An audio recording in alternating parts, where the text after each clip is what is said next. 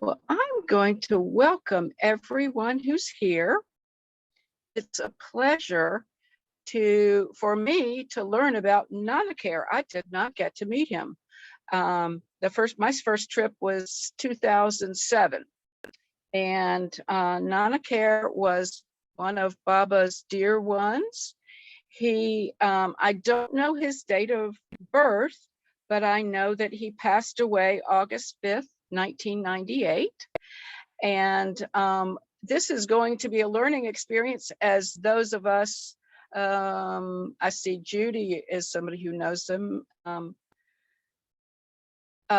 Judy, welcome. I did not know Kher, so we are going to share what we remember about Kher. We're going to honor his service to Baba, his love for Baba, his devotion, and his dependability.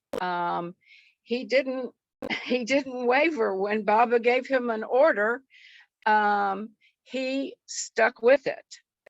I know that Betty has a video, but let's start with anybody who met Kher. Judy, do you have? And I know Rosalie Margaret met him. I don't know about Diane.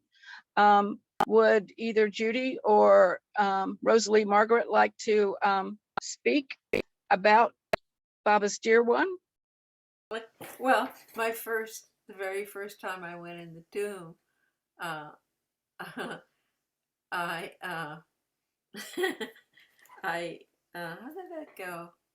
Nana was there, and of course I just totally fell apart, and he was very, I think I was in the afternoon, and I finally got up and left weeping, and he of course embraced me, and then he kind of corrected me. So I guess when I stepped in the tomb, I had stepped on the threshold. I did the I guess that's what you call it, the threshold, and that was a no-no. So he pointed that out to me. That you don't do that. So that was my very first encounter with Nana. He was just, the big welcome home. And he was always there, such a fixture. So yeah, I guess I don't really have too much more than that. I did go to the library. I remember he was kind of like a teacher. I felt like I was in class or something. I can't remember what we were talking about, but he kind of sat me down and said, "Okay, this is the way. This is."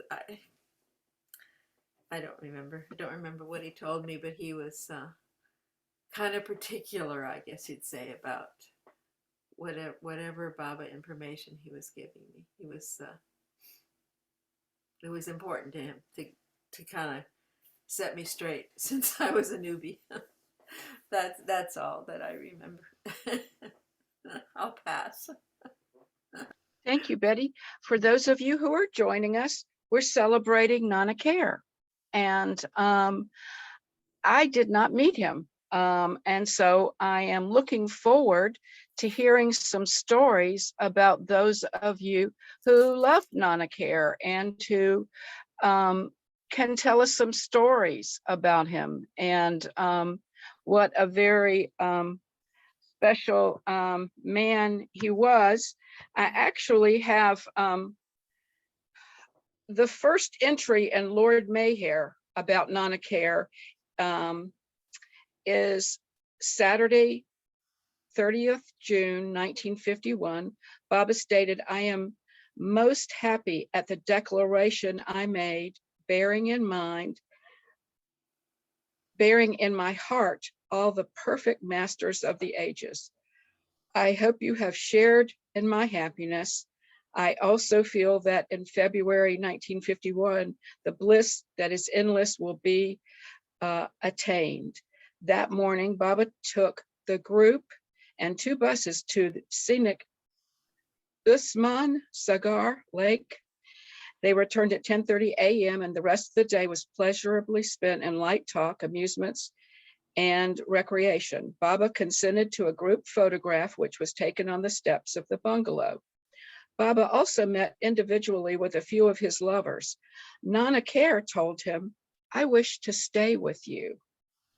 "Would you do as I tell you?" Baba asked. "Assuredly," was his quick reply. "From tomorrow, start drinking 2 bottles of wine and eat 1 kilo of mutton," Baba ordered. "Would you do it?" Although Nana, being a high caste Brahmin, had never touched wine or meat in his life, he agreed to obey. Baba then related to him, "I'm very pleased with you, but continue to stay at your house and never touch wine or mutton." Um, and, you know, that says a lot. People just don't automatically leave their raisings, as we say. They don't just, so you could see early on that Baba was willing to do as asked. And now I see a hand. Judy, go ahead, unmute. Hi there, Jai Baba, everyone. Well, I had the great good fortune to both to live at Merrill for almost 15 years and work on staff, and to be spend a great deal of time with Nana Kher during those latter years of his life. And I knew him from a number of different angles. But for those of you that may not know, and probably many of you do, Nana Kher and Balna too both had the rare opportunity given by Baba while he was living to come often on their holidays from work and be with Baba as one of the, what I might call the non-resident Mandali. They would stay with him at Guru Prasad or at Marazad, wherever Baba was staying over the years. So they both had a lot of contact with Baba during his life. And then when he dropped his body, the Mandali realized that I don't know the exact history of how it came about, but they were invited by the resident Mandali to come and live at Mehrabad or Marazad. And again, this I don't know the details on, but it was somehow decided that Balna too would go to Marazad, and Nana Kher would serve at Mehrabad. And many of you know that, you know, Balna too had been a school teacher, and he was very prolific as a writer. And I had the good fortune to assist him with 8 of his different books that he worked on over the years at Marazad. But at Mehrabad, it was Nana Kher that had the unique and wonderful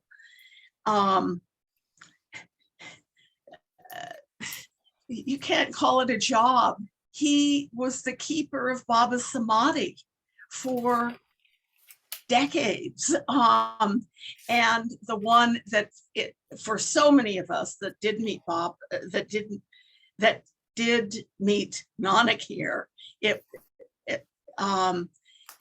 was with that incredible embrace of Baba's love, with the heart-opening message, "Welcome home," that, and I feel one of the greatest qualities of Nana Kher was he was able to get himself out of the picture so that it was literally, he allowed Baba's love to flow through him in such a way that I and so many other people that received that embrace with the words welcome home felt as if my personal experience was, it was Mayor Baba that was saying that to me and hugging me when it happened. And it was so, like lifetimes sort of peeling away of struggle and strife to be able to get up to that hill and receive Baba's embrace and welcome home that he offered us. And to me, that I think will be how he goes down for most of our generation that came after Baba had dropped his body and were welcomed home in his loving arms. So that's the main thing I would share about Nana Kher. But since I also was given the opportunity, starting in 1993, I had the utter blessing to be a caretaker at Baba's Samadhi from 93 to 2007. In the years that I was living over there. And my shift was, my very first shift was 5 to 6 in the evening before Arti. And so I would go up and be at Baba's Samadhi from 5 to 6 each evening. And at 6 o'clock, I would, the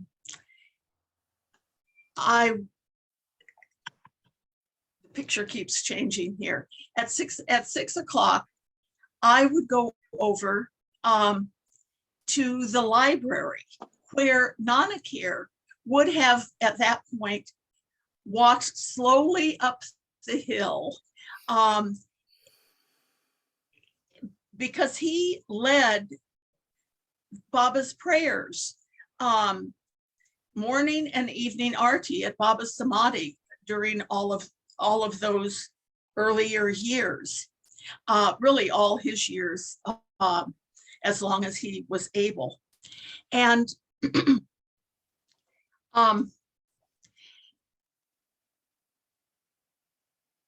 but at 6 o'clock, he would go into the library and he would hold what one pilgrim once referred to as his love fest in the library at Upper Merrill. And he would speak of his years with Baba and tell stories all, for that solid hour between 6 and 7 in the evening, every night. And they were so filled with love. It really was a love fest and a way to learn so much about Baba, and with one that had been there, as eyewitness and heart witness to Baba's activities. That was a beautiful period for me of Nana Kher's Love Fest.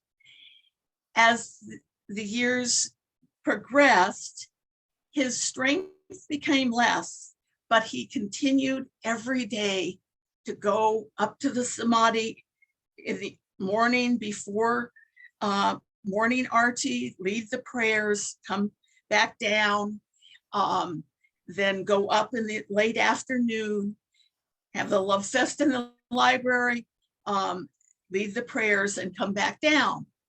But it became very challenging for him to get up the hill and back down. And he started joking about himself as the Super Express. It was what he would call himself, as he would go very, very slowly up the hill, slower and slower, as the months went by. And so I would, especially after RT in the evening, I would, take his arm and walk him down the hill so he could get down, a little more safely. And getting over the railroad tracks, frankly, they would certainly be a challenge for me, presently as well. You could stumble easily. So we would go up and down the hills. Sometimes I would do it after morning RT as well, depending upon my work schedule and whether I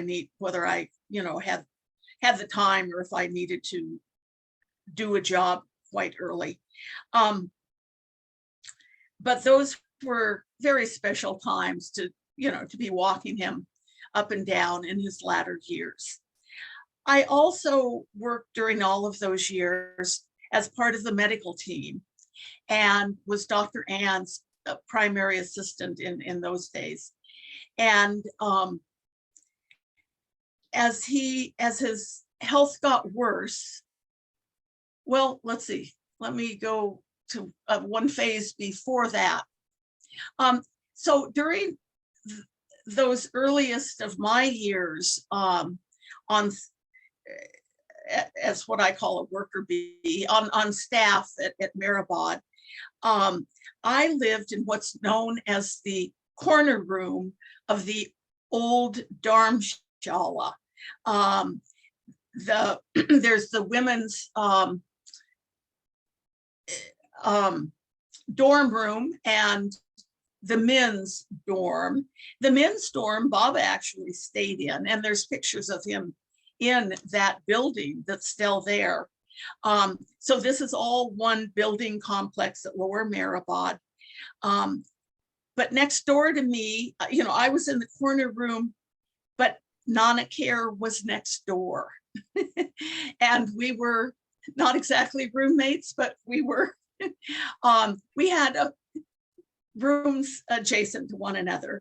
And I would hear his radio on at 5 each morning, listening to the news and listening to, it's sort of the world was brought into Merrill for me by Nana Kher's radio next door. And anyway, it was lovely to kind of share that intimacy of living in a building that Bob actually lived in himself back in the 20s, I think, maybe not after, maybe the early 30s as well. But at any rate, so I had the role of neighbor with Nana Kher.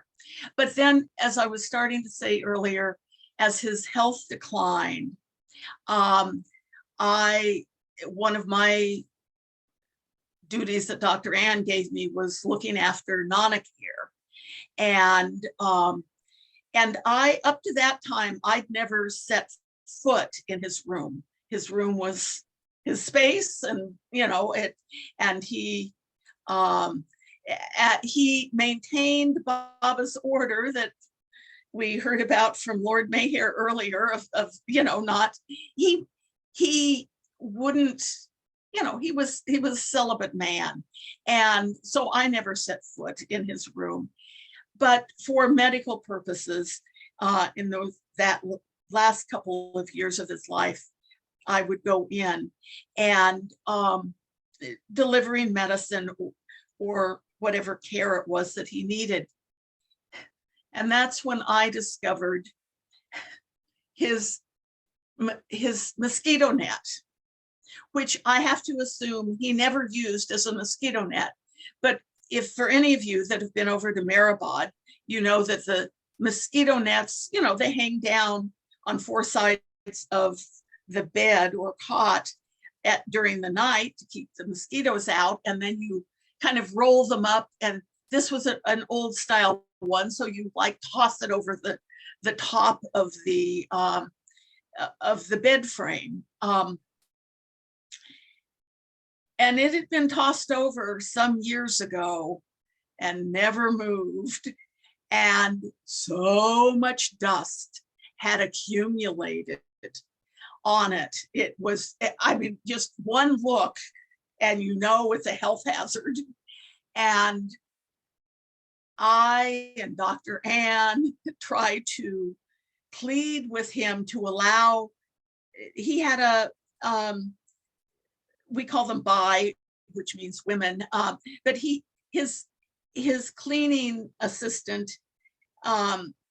was there, but he never allowed them into the room to clean. And certainly not his mosquito net, but his big problem was respiratory problems.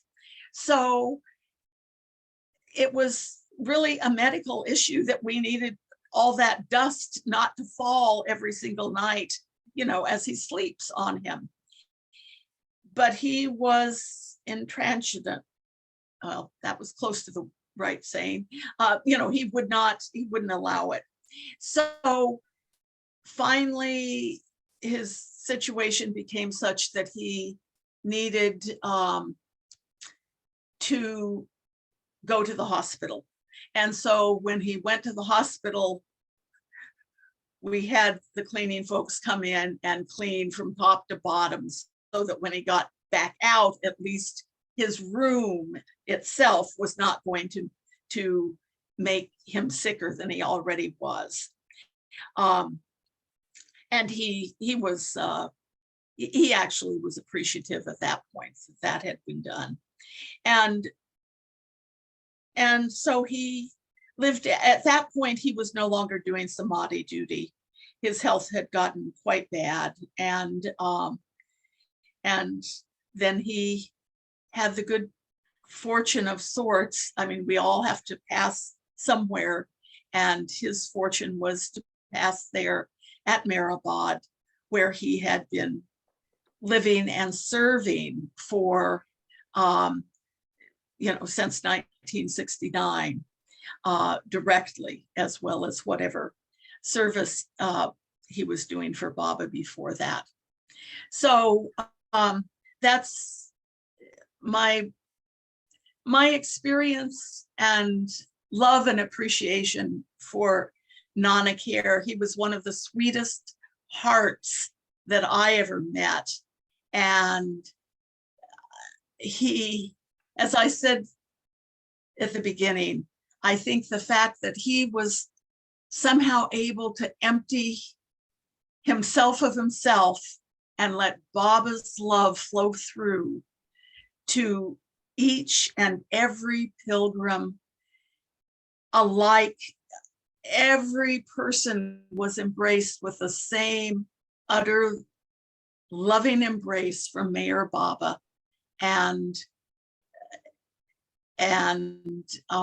welcome home. Jai Mayor Baba.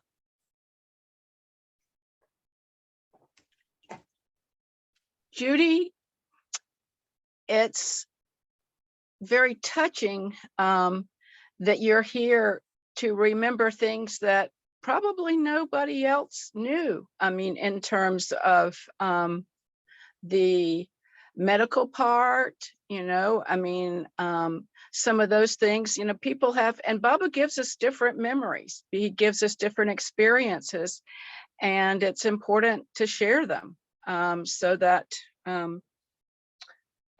they stay around, they stick around. I'm glad this is being recorded. That's an important thing. So thank you very, very much.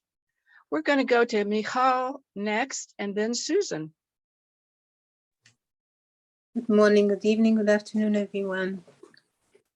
Wow, Judy, you are so fortunate. Wow, that you could be serve in so many ways, Balna too, and Nana Kher. And I never knew that there was someone living next door to him. That is so precious. Wow. I did see Nana Kher's room. I think he even invited me once to come in. he was such a treasure.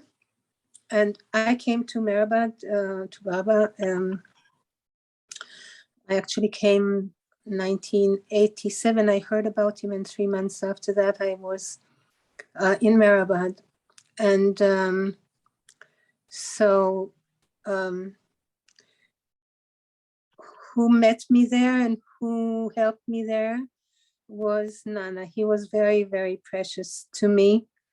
And he was a very, very precious person. He was love, gentle and glowing and warm and soft and loving, no end,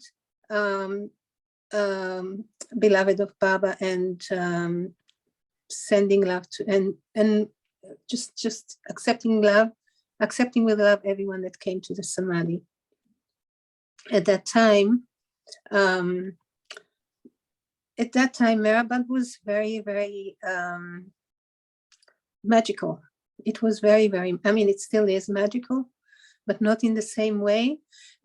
Was very magical because there weren't many people there. There wasn't much light.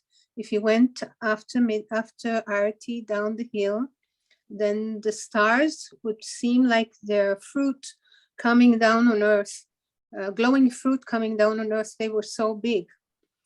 Because there was no much electricity in the area. So the stars are like when you see them in the middle of the sea, they just glow and it's beautiful. And where Baba's Jogti is, there is a big banyan tree on the back of the Baba's Jogti building where he started his silence. And there was birds on that black birds on that tree, who were having their nests on that tree. And each morning for the Arati, they would migrate to the banyan tree next to the Samadhi, and they would sit in the Samadhi, and they would be for the prayers, and then they would go back to the tree in the bottom. And they would come every Arati. They would come in the Arati morning and they would come in the Arati evening. I don't know where they disappeared to, these birds. It was just strange. We would all come uphill. It was magical. We would all come uphill and the birds would also come uphill from the PC. And it was wonderful. So not many people in the Samadhi were there. And we all would sit on the benches. And when we go into the Samadhi, Nana Kher would be standing by the door and would give us prasad and hug us and say, welcome home. And I think I heard that he was told not to do that. He was told not to hug after we go out of the Samadhi, but he kept on doing that.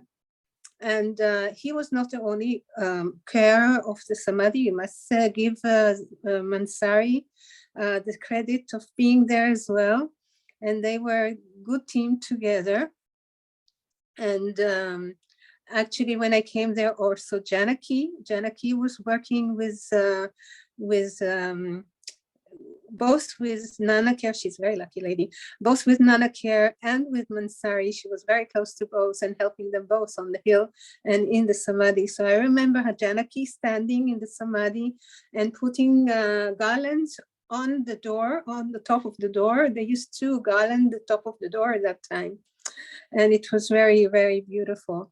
Of course, at that time, there were no women mandali on both sides, except maybe Naja, but I don't remember Naja was there. I don't remember there were any shrines there, though Naja was already not in the body. At that time, maybe her urn was waiting.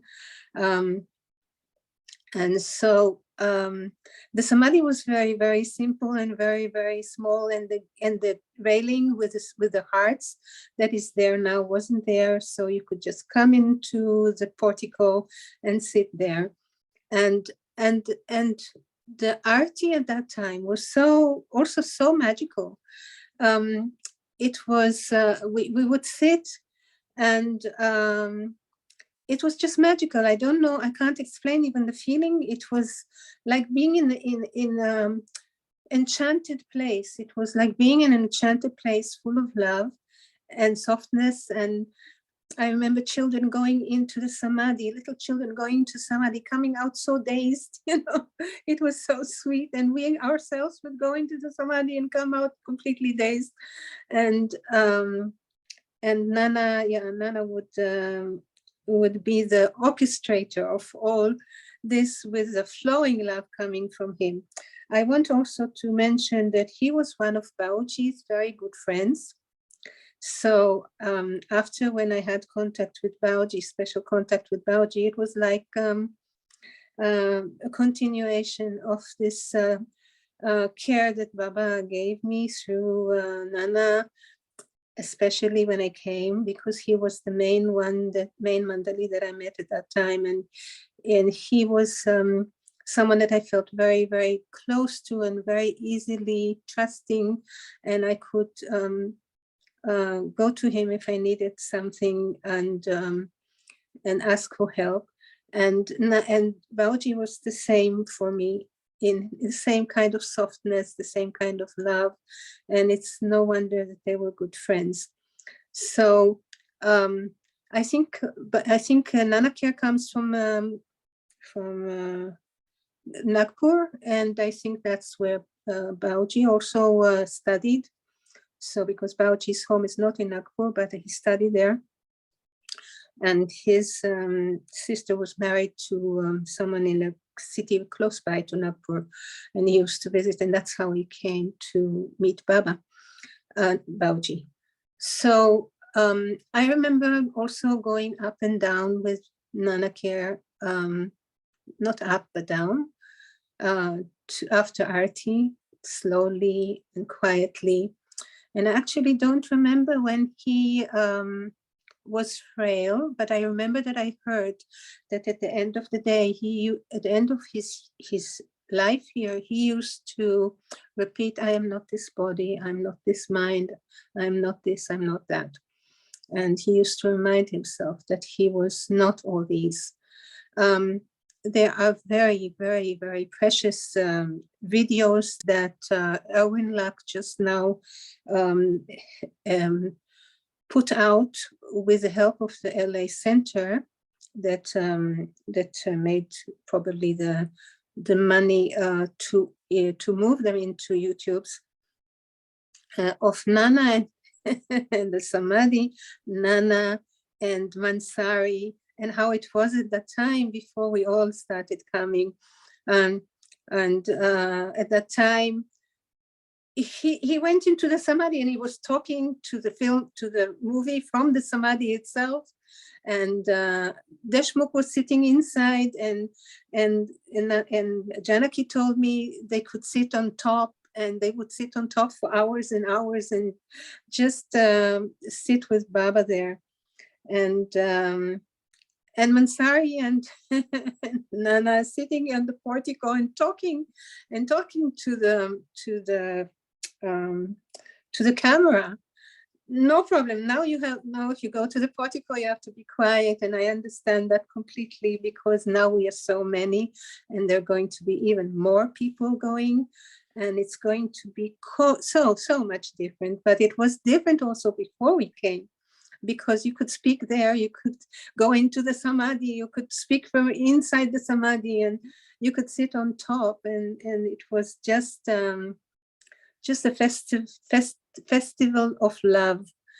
So I understand that Balna too was the one who understood that he is the one that wanted to be also take care of the Samadhi, but I think he understood that Nana Kher was the better one to be, and that it is true, because Balna too was later on busy with all the library in Merazad and the writings that he did, and he wouldn't be able to do that if he was in the Samadhi, taking care of the Samadhi like Nana. And so it was so completely right that they made this decision. And just the most important thing is that the beauty and love and magic.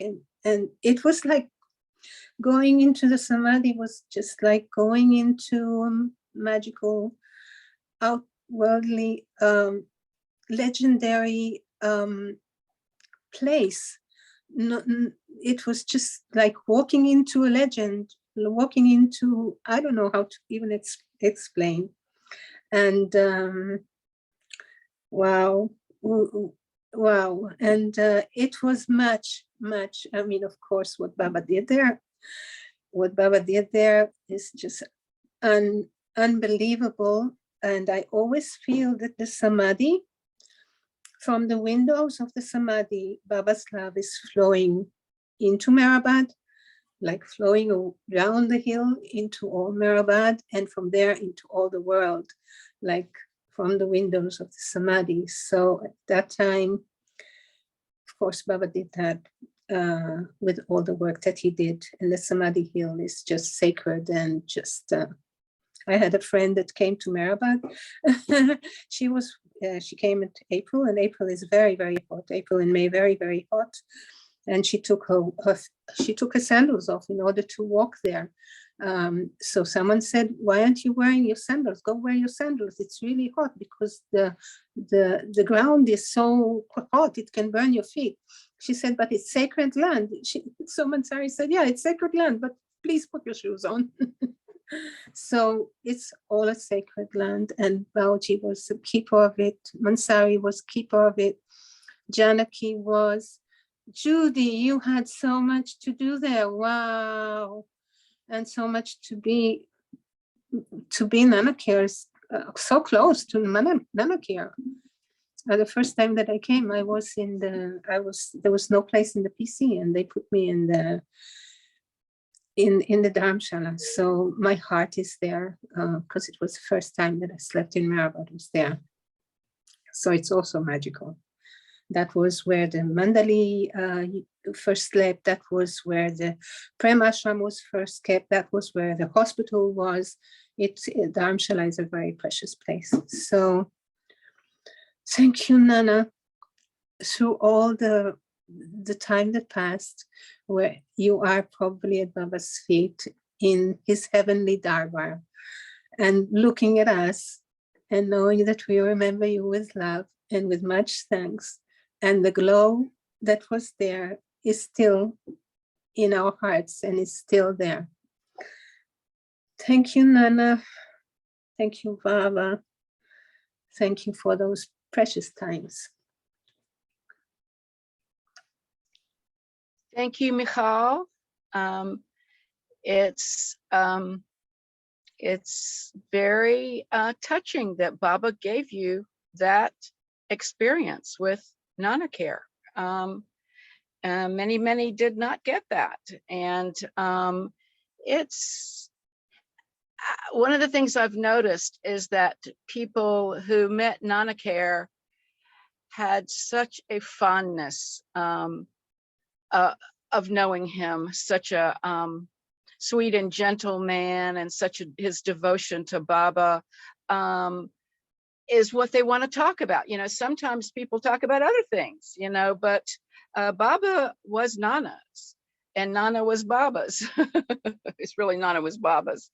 And that's consistent. And now we get to hear Susan. Jai Baba, everybody.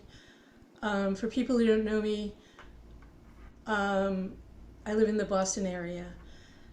I had way less contact than the first two, but I do have a story, and I have it written out, and I'm going to read it. It's not very long.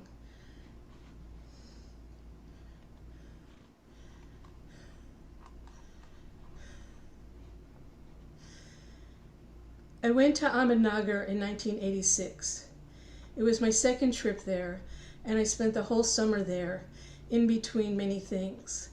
I was very confused about my life and what I was supposed to do with it. For 2 months, I silently spoke to Bob about this, spending a lot of time in the tomb. A day or two before I was to leave, Nana Kher said he wanted to talk to me and pulled me into a little room in the library on Meherabad Hill. He told me that it doesn't matter what kind of work we do, that we could get too attached to certain kinds of work, and that all that matters is thinking of God. I was completely stunned because I'd never spoken aloud about my concerns. I came back in 1996. When I arrived, Nana Kher was in the hospital with severe pneumonia. He came back to his little room in Meherabad some days later to recuperate, and I visited him there. I was struck by how ill he still seemed. He asked me how I was, and by rote I returned the question, but then I felt embarrassed and wanted to take it back. So I said, "You don't have to answer that, Nana Kher. It's obvious you're not feeling well." He said, "But even so, I'm fine. I'm totally fine." I started to argue with him, said something like, "But Nana Kher, you don't have energy, you can barely breathe." He seemed to visibly brighten, lifted himself up a bit, and looked at me seriously.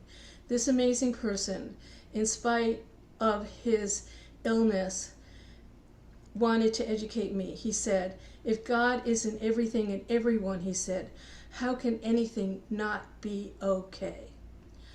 Well, I could think of lots of reasons why things could not be okay, and I told him some, but he continued making his point. Finally, I said, "I know you're right, Nana Kher, but it's beyond my comprehension to understand it right now." He smiled and laid himself back down. I came back to the States and learned that Nana Kher had died a few months later. Flash forward 15 years. I was back in Boston having surgery. It was not life-threatening, but I'm a total baby about doctor stuff. It was the morning of the surgery. I was in the hospital in a kind of waiting area, having had consultations with my doctor and anesthesiologist, a man who seemed to be some kind of hospital worker, but I had no idea who he was, passed my bed and stopped. He looked at me straight in the eye and said, "How are you today?" Of course I said, "Well, I've had better days. I'm here for surgery. It's not my favorite thing," etc., etc. He kept repeating the question and wouldn't stop, and I kept offering variations of my point. Then I remembered that talk with Nana Kher. I said, "I'm okay." The man smiled and actually gave me Baba's okay sign and walked away. I'm not suggesting that this medical worker was an agent of Baba's or that he knew about Nana Kher or anything like that, but Baba put him in my path that morning to reinforce the message. And, of course, I'm still working on the lesson, and maybe for many lifetimes. Thank you. Susan, I'm so glad Baba prompted you to come, that you happened to see it. Not everybody noticed that this was going on, and you have a very important story to tell. And Baba put so many mandali in places where all over the world people came and they learned about Baba through the mandali, through the close ones, through the dear ones, and how they treated others. And you know, we that kindness, that attention, that special spark is something you've captured. So I'm glad this is being recorded. I'm glad you thought to write it down where you were most comfortable sharing it, and got it in a format that was very pleasing and understandable to us. So thanks a million for coming and sharing that. Thank you, See, Gayle. we've Thank got you. Tony here. And I don't know if he wants to share something. We do have a film that Betty found, and you said it's about 40 minutes. Tony has his hand up, So let's go to Tony, and we'll listen to everybody who wants to share. And then those who want to stay for the film will, and those who don't or can't, won't. But I think it would be a good idea to watch that as well. So Tony. Hi, Jay Baba. Good to see Jay Baba. everyone. Susan, I haven't seen you in decades. Good to see you. Angela, at a morning arty I happened to catch part of, asked me if I would come today and sing this song that mentions Nana Kher. He only has one line in it, but she said, please come and sing it anyway. So some of you may be familiar. Oh, I injured my shoulder yesterday, so I'm having a hard time getting myself in one piece, but I think we can do this. Fix the sound. Okay. Have you got original sound on? I do. I just did. Wonderful. Can you hear me okay? Yes. Yeah. Okay. So I actually have to read this off a music stand, the words. So halfway through, I may pause for a split second to throw one sheet over and get the next one, because it's a lot of lyrics. It's called Erich Mani and Mera. And it was written shortly after Erich's passing. Erich Mani and Mera, Erich Mani and Mera, Erich Mani and Mera, Baba's own. Who in the world means more to me than the friends of my reality? Always present, though far away, so who can know what I feel today? My elder brother now departs, following Mani to Baba's heart.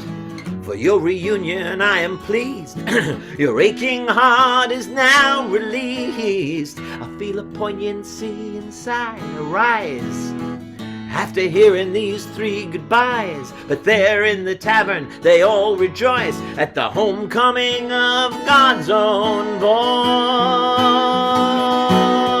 It's Erich Mani and Mera, Erich Mani and Mera, Erich Mani and Mera, Baba's own. Seated there by Baba's feet, Elizabeth, Margaret, and Kitty meet. Along with Jane they greet love's brother. How long he's waited, they tell one another. Now Jeff Milet sings the truest word. Surely this is the house of the Lord. The beloved smiles in huge delight and laughs out loud, that's right. There's great rejoicing in heaven tonight, for the silence is broken and all's gone right. The tavern door is swung open wide, the entire caravan's there inside. Erich Mani and Mera, Erich Mani and Mera, Erich Mani and Mera, Baba's own. Erich Mani and Mera, Meher Baba Mera, Erich Mani and Mera, Baba's own. Here comes Penda with his mischievous smile, while Padre swears in gallant style. Harry joins in singing Baba's prayer. Oh look, there's Adi and Nadja there. The tavern keeper keeps on pouring. Is that Sarosh in the corner snoring? Too much to drink? Look, surprise! There's Meherji with his love-dreaming eyes. They're in the corner, Roddy Jr. and Jal, while Win Coates photographs them all. Barucha holds forth, Bruce Hoffman swoons, and Bob's brown melodies fill the room. Erich Mani and Mera, Erich Mani and Mera, Erich Mani and Mera, Baba's own. So many there can't name them all. There's sweet Bernice with the heart of gold, Fred Ella, John Bass, Anita Viard, Jimmy Mystery, and Nariman playing cards, pressed up against this window fair. I see my loved ones all in there, while I'm remaining here outside. So now I know why Erich sighed. The new arrivals all are there. Mansari chats with Nana Kher. Odie and Adi and Rhoda, Rana walks them through, and Sida G sings like he used to do. Meher Baba, Meher Baba, Meher Baba, God man.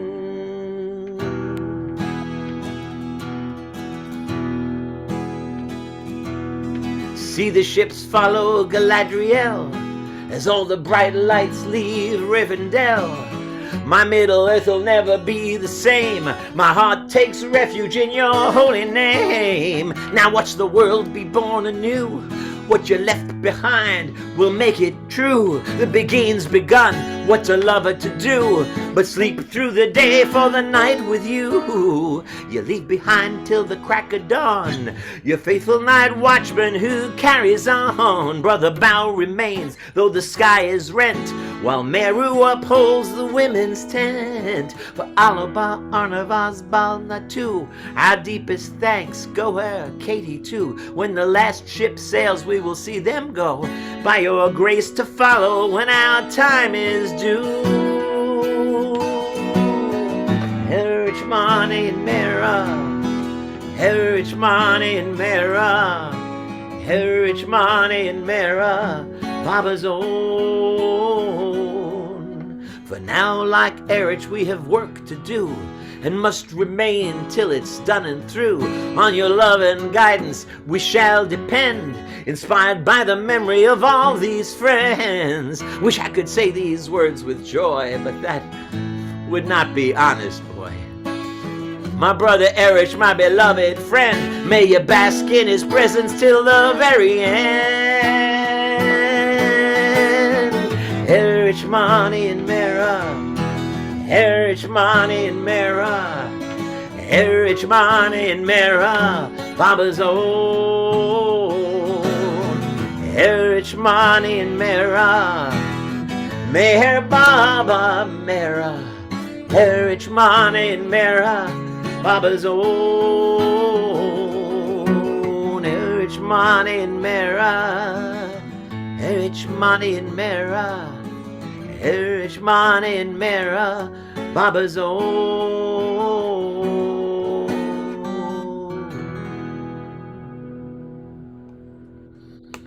Jai Baba.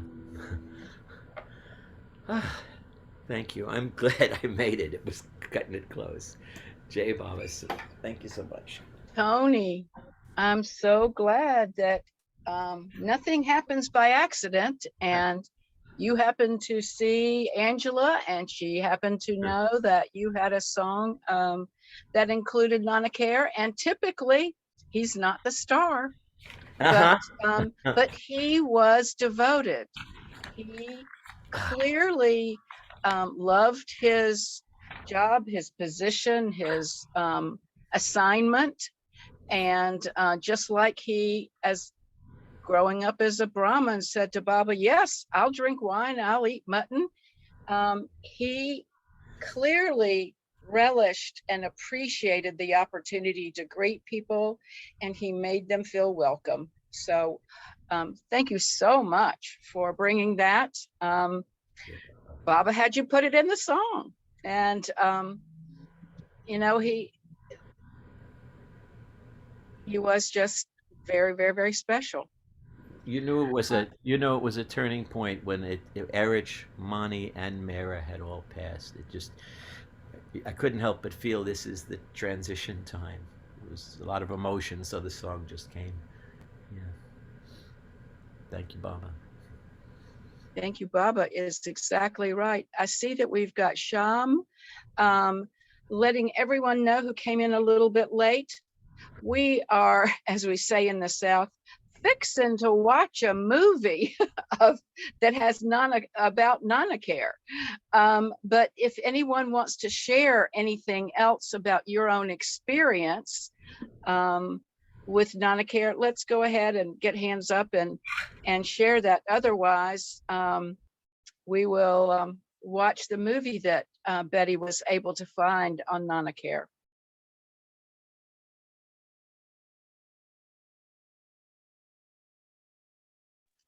I came in a bit late. Did Rosalie share? She has not. She knows she's welcome. She was at the time when I came, 1988. She was in the summer at that time. I will share my memory of Nana Care. He loved so much working up there at the Samadhi. He loved it and he wanted everyone to love it in such a natural way. I mean, he was so beautifully human, you know, and he did want to put it all into welcoming, that one welcome line. And then when it says, however it went, you can't do that anymore, you know, and I know that feeling about my Ishtiake experience. It's like he kept doing it, you know. It's like sometimes I remember something that Mani said that I alerted. He says, Baba, Mani Asarani, Baba gives us the highest authority. He gives us the authority to love him. And I'm milking it. I have to milk it because I'm sure the priests are in the wings, you know, and it's like not the time for priests. It's the time for really being natural with God. I mean, my memory of being there, I felt so at home, morning and night arti. I just, and there were all these special treats, like you had Nana, of course, she was just so there for Baba, so there for keeping it, you know, just holding that joy there. And Nino Barucha, he also was fun. He was just like so mischievous. And Meher Baba told him it was his last lifetime. So can you imagine? I mean, you could just kick your heels up at your last lifetime. And he really, in his ways, kicked his heels up. And he had been Upasni Maharaj, one of his chauffeurs. He chauffeured him around, and then, you know, everyone went to Baba after. I mean, Upasni stepped back, but I can never be more grateful for the down to earth, heavenly feeling of being at the Samadhi at that time. And I remember, and it was interesting because you could go in and you could sing. And I loved that Ishtiake. No one was going to take that from me, but I wanted to remember how it was when I sang it inside the Samadhi. So I'd sing it as often as I could. And then the shock of, no, you can't sing it. You're singing it wrong. And that's, you know, it was kind of a lifetimes of wrong. You know, it's like wrong is like one step on the ladder. It's the one rung on the ladder, just one. But I'll say this one thing. I had been in a play, and it was Baba's birthday. And I was playing a clown. I was in my full clown outfit. I got gonged out of that play. I got you know what the gong means? It means get off. You're finished. And I was so, boy, it hit me like a bolt. And I mean, and then I remember Jack Small saying, no, you have to go back with the group. And anyway, I silently cried all the way back to Mehrabad. And then I was in the Dharamshala, and I just went in there and sat inside my mosquito net. I was just shattered, is all I could say. And I thought, well, I'll go up to RT. Somehow I went up to RT, and I couldn't stop the tears. And I'll never forget Nana Kher's face, because he always gave me extra prasad. He knew I loved those barfi and those, those concoctions. I love that stuff.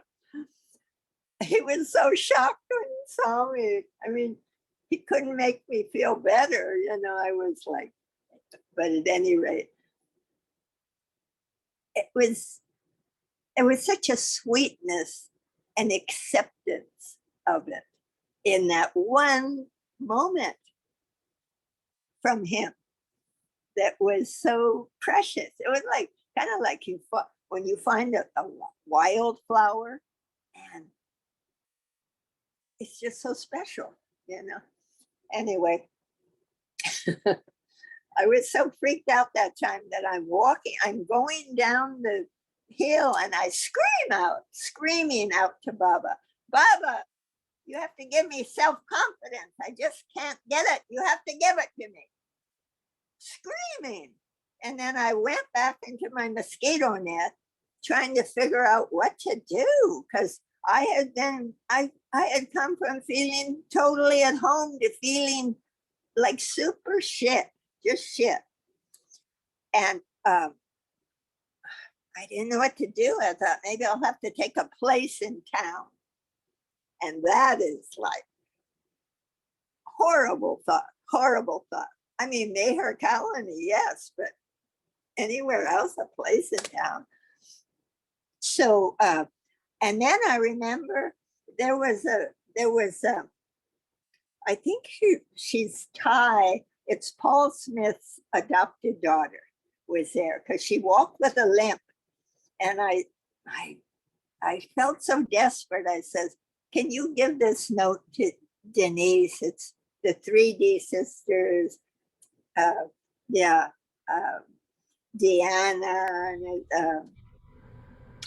And Debbie. and Denise. So she brought a note, and so in retrospect, just after getting that sweet accepting moment from Nana Kher, just so natural. Me being so totally freaked out. I mean, I thought, so she brings the note to Deanna, and Deanna brings me the tape of the Lord and the Lady.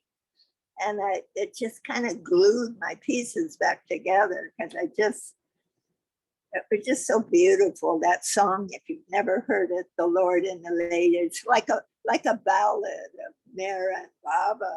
And, I kind of recovered, but I just thought, oh, it's so interesting how you can have that red carpet pulled out from under you. Just in the, anyway, the kick in the kiss, I did recover, but, I have to be thankful to one Nana Kher for his naturalness, I mean, he wasn't a sensationalist, he just knew Baba was God and he was serving him. And in his very careful steps, and some might call it boring, but he said, whatever you do, it's for Baba, and he did it slowly. Anyway, I'm thankful. Say Baba. Thank you, Rosalie Margaret. That nobody else could have told that story. It's fascinating that we all have different pieces of the puzzle, and it makes him become more clear to those of us who did not have the pleasure of meeting him. Mihal? Well, first of all, what Rosalie said about the naturalness, yes, the naturalness, it was very natural. I wanted to add it at that time. Also, Sam used to be in the Samadhi and used to share his stories in the Samadhi. And later on, he was people were told that only singing in the Samadhi, so he had moved into the PC's dining hall in order to tell his stories. But he used to come there every day. And among the shares, he used to share his stories, his short stories, which were beautiful. And his wife used to sing the prayer, the Irani prayer, the Zoroastrian prayer. So that was also magical. And Rhoda and her husband used to live in Mehrabad at that time, or at least when I was there. And Adi used to get up to the Samadhi and never go inside it. He was a tall guy.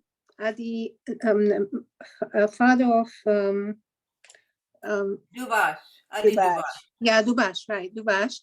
So he used to go up to the Samadhi door, and he was very tall, and he used to put his hand up on the door top, touch it, and put his hands together, and all the residents used to come at that time. All the residents used to come for, right, Judy? All the residents used to come, and it was so much fun. It was like a family. It was so much fun.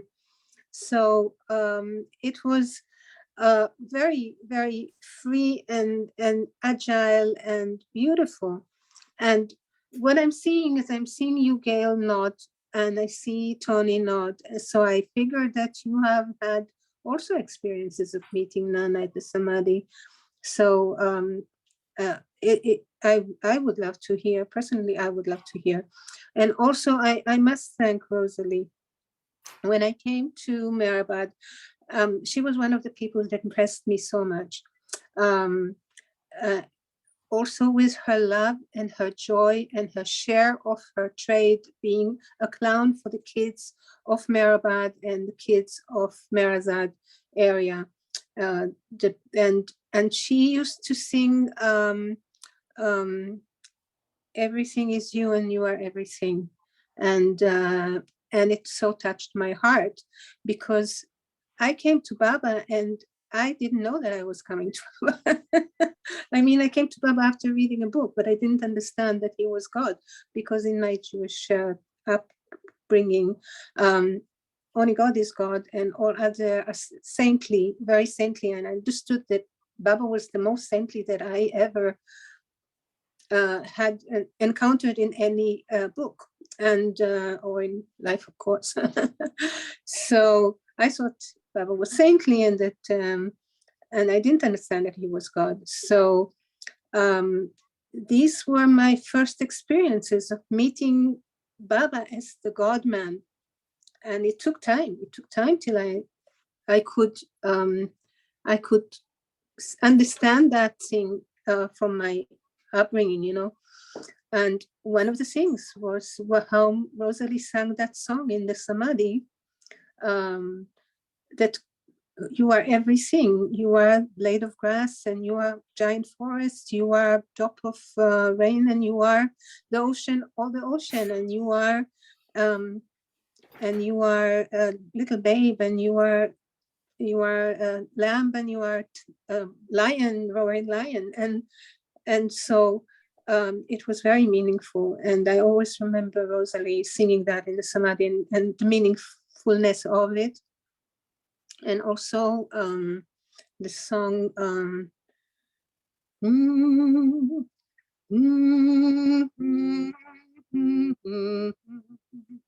so I forget the words now. I know them, they're written here. You wonder where I sleep within your heart.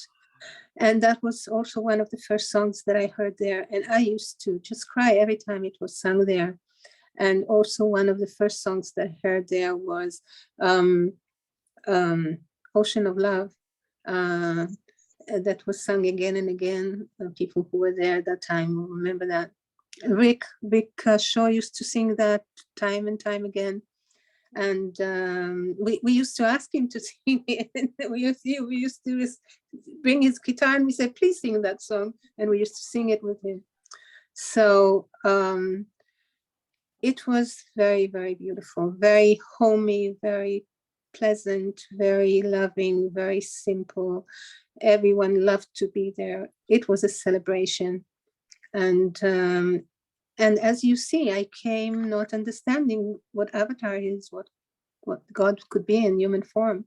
And this place was where it was seeping into my cells slowly and slowly with love. No lectures about it, no, just inside understanding through my cells, slowly. And Baba gave me the time. So thank you. I would like to hear any other people who nod their heads as if they were there when Nana was. I would love to hear some more stories, even little ones. Thank you. Thank you, Baba. Thank you. Michal? Yeah. Next, Ralph.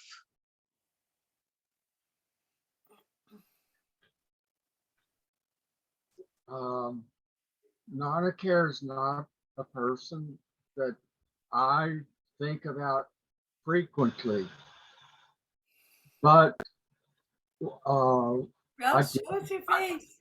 Show us Can your you- face. We oh, want to see you. It's okay so, if you hear it. That's okay. And speak up too. We want to hear you. It's important. not Nana Kher is not a person that that I personally think about frequently. But however, he was he was part and parcel of Maribor. When I think in respect, in looking back, I say, really, there was Maribor. Mansari was not obvious, and yet, nor Kaikabad and his family. Jungly Master was there on the hill a lot, though I'm not sure where they lived. I think they may have lived in Arangel. Then again, maybe not. But Jungly there was day to day. He did things, and like fix it and errands, shopping, various things. And he worked with Mansari a lot in that regard, and with everyone who was directly concerned with day-to-day ongoings of Maribor, Upper Maribor. And Nana would be at the tomb.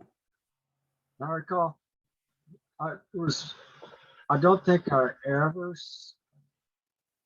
looked at Maribor or saw him that he did not seem perfectly poised or relaxed.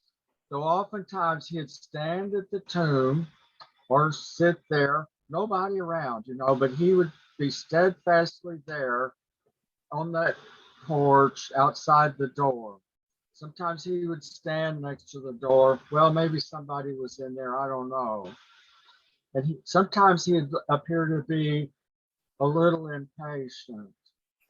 With a burr haircut, as the photo showed how he wore his hair quite short. And but he seemed soft. On the whole, my overall impression was that Nana Kher was just a lamb. I mean, he is personified like a lamb, so gentle, so natural. And yeah, in that one photo that we were showing where Nana, with his glasses, his eyes were cast off to the side and his lips were fairly tightly pressed together, he looked quite serious and like a man that you wouldn't want to mess with. And I thought, that too is not a care. And I got a taste of that one night.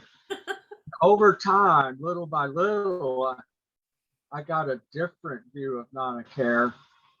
Though on the whole, he didn't give me a lot of direct attention.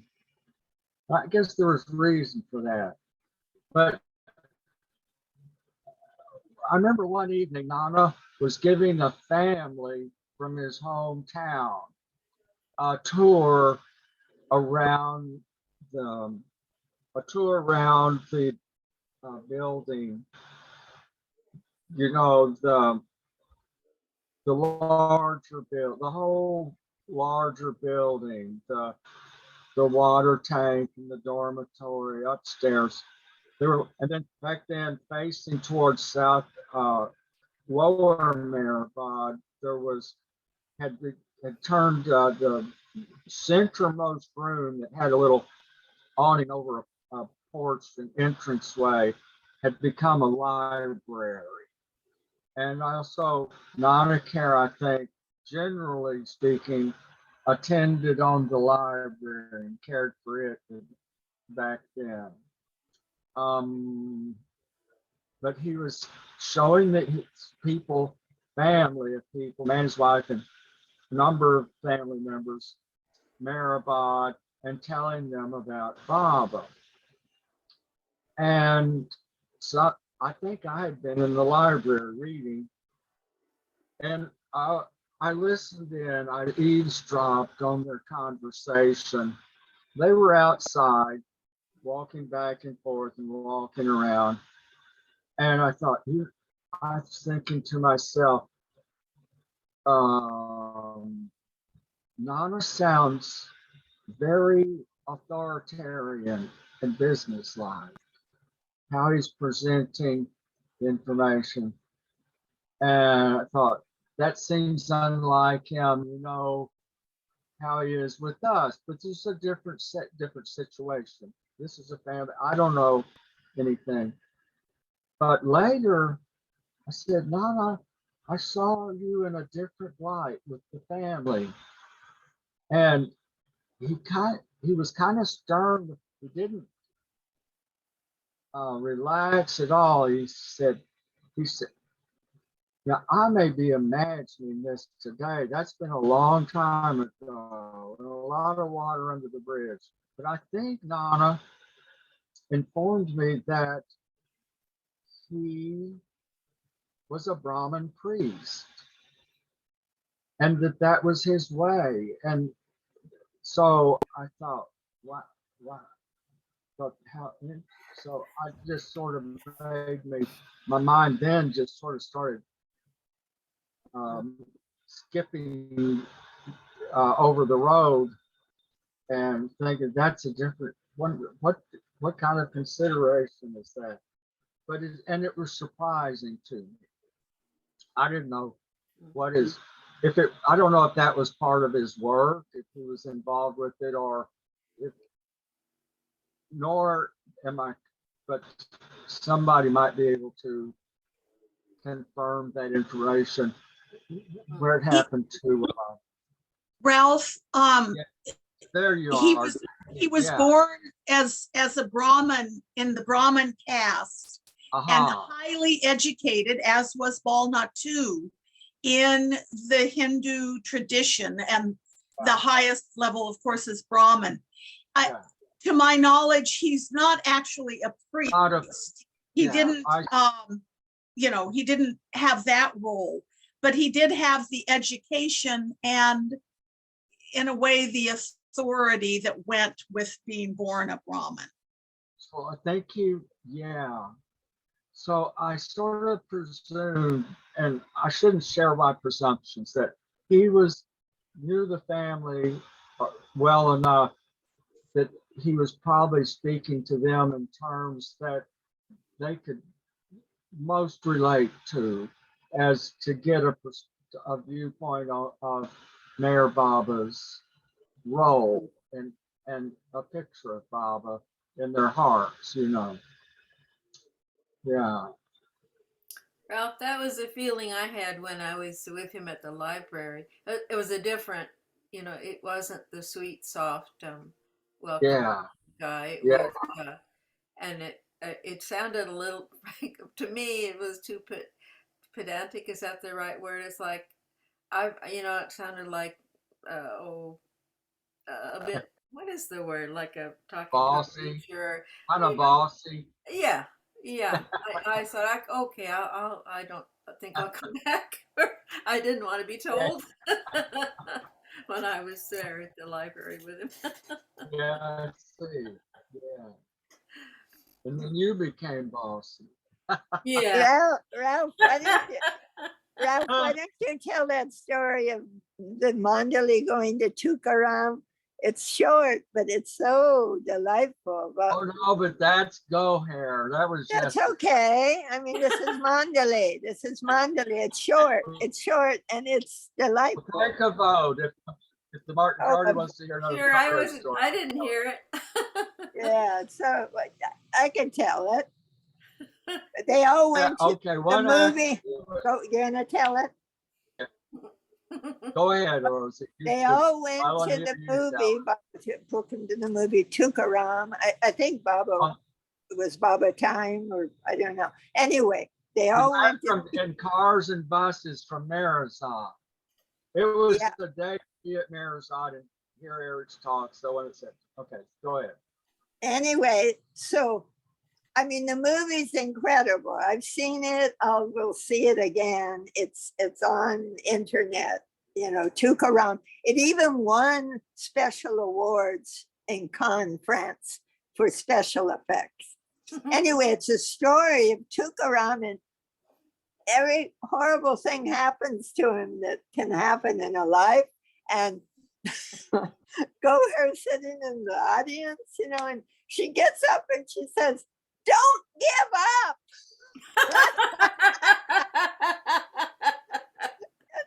I mean, that's so beautiful. I thought, Kher. I mean, she doesn't usually speak that way, but she just got so passionate about it. Don't give up. So she was sitting in the midst of with Mara, Monty, and I think Naja. I'm not sure if Naja was feeling well enough if she came that day, but all the entirety of Marisol, Marisol just emptied out. Every living soul, drop of living blood went to that movie. Eric, yeah, where's Eric? Everybody. No, Penzu. No, I don't think Penzu wins. I'm sorry. Yeah. Yeah. And then one needs to see the movie if you've not seen it. Very dramatic movie. A lot of heartbreak and drama, and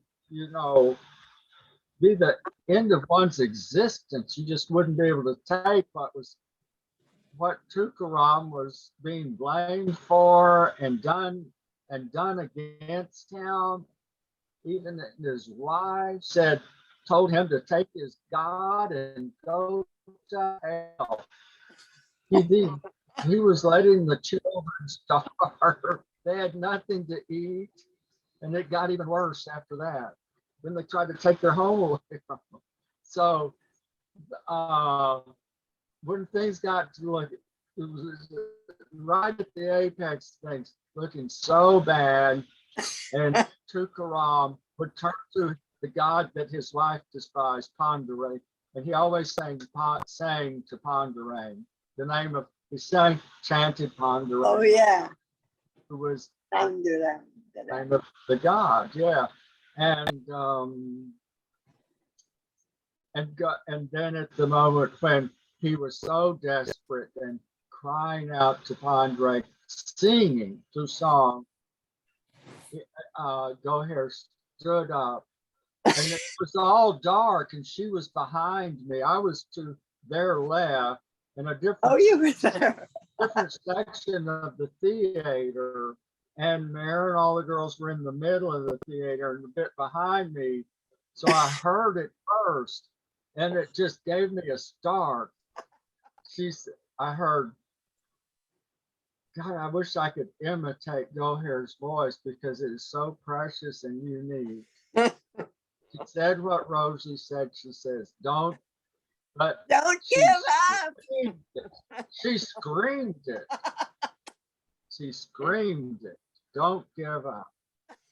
And then with that, my attention was just jerked. I went back and I just saw her go and sit down.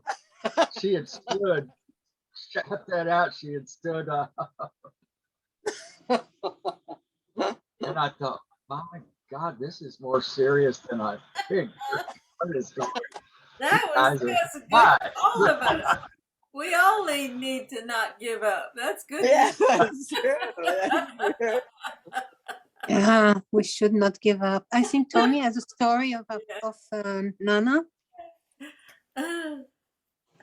I'm going to ask Betty to take over while I take Kippy out, Okay. and I'll be right back. I just had a thought. You know that I put the link to the movie. Anyway, these stories are so precious. Yeah. Let's continue. You know, with the stories. Yeah, go ahead. Yeah. Okay. Go ahead, Tony, and I'll be right back. Won't be long. Okay. Bye, Kippy. Have a nice walk, Kippy. Well, I was not inclined to be here for this session, and because my feelings, at least in the beginning, about Nana Kher were not the same as what I'm hearing from those who felt this welcome home from him, but Baba's mischievous, and so arranges an invitation for me to come and share this. And as I'm thinking about it, it's not horrible. It's just what it was. I had my first clear contact in this life from Baba at the moment he dropped his body. I didn't know who he was. I didn't know what it was about, but I felt it. I knew it. Ultimately, I knew it was God, but I didn't consciously. And a year later, it's put me on a very specific search. And a little over a year later, when I saw Baba, I heard his name, I saw his face, I recognized him. I knew him. So that was my first welcome home, and that was like the one that, I hurt my shoulder, the one that counts for everything, But then I met other people who had been with Baba, Fred and Ellen, John Bass. Ronno came to town once. Harry Kenmore, that was big. He brought so much of Baba, so close. The stories, the explanations and all that. And then even after when Harry passed, Sarosh came to visit, Mayorji. And finally in 72, for Amar Tithi, I got to India the first time. And I think we got there a little before Amar Tithi, because I remember my first day at Merazad, and we're kind of waiting online, and Alubag greeted us, but then we walked across to the veranda, and I got a hug from Mani. And I don't know if she said welcome home, but her whole being said welcome home. And I had been in love with this girl when I first came to Baba, and she married someone else. But she lit up my world at the time. And there was also an Irish lady who used to watch me when I was little and put me on the piano and all this. And she had this smiling, beautiful, loving face and for love for me. Mani hugged me, and it was like hugging Annie, Alicia, the girlfriend, and Baba all rolled into one. So I had my welcome home. And in being in the Samadhi, every time was such an intimate moment with Baba. It was so to one day walk out of the Samadhi and find this fellow there with welcome home, Jai Baba, and giving me kind of a mushy hug. It's definitely not a Mani hug, I can see how it could be different if it's your first experience. But I was like a little bit, who the hell is this? I'm here with Bubba. What are you doing? And it took a while for me to get over. I was kind of steeled myself a bit when I would come out. I knew that was gonna. I would try to walk around.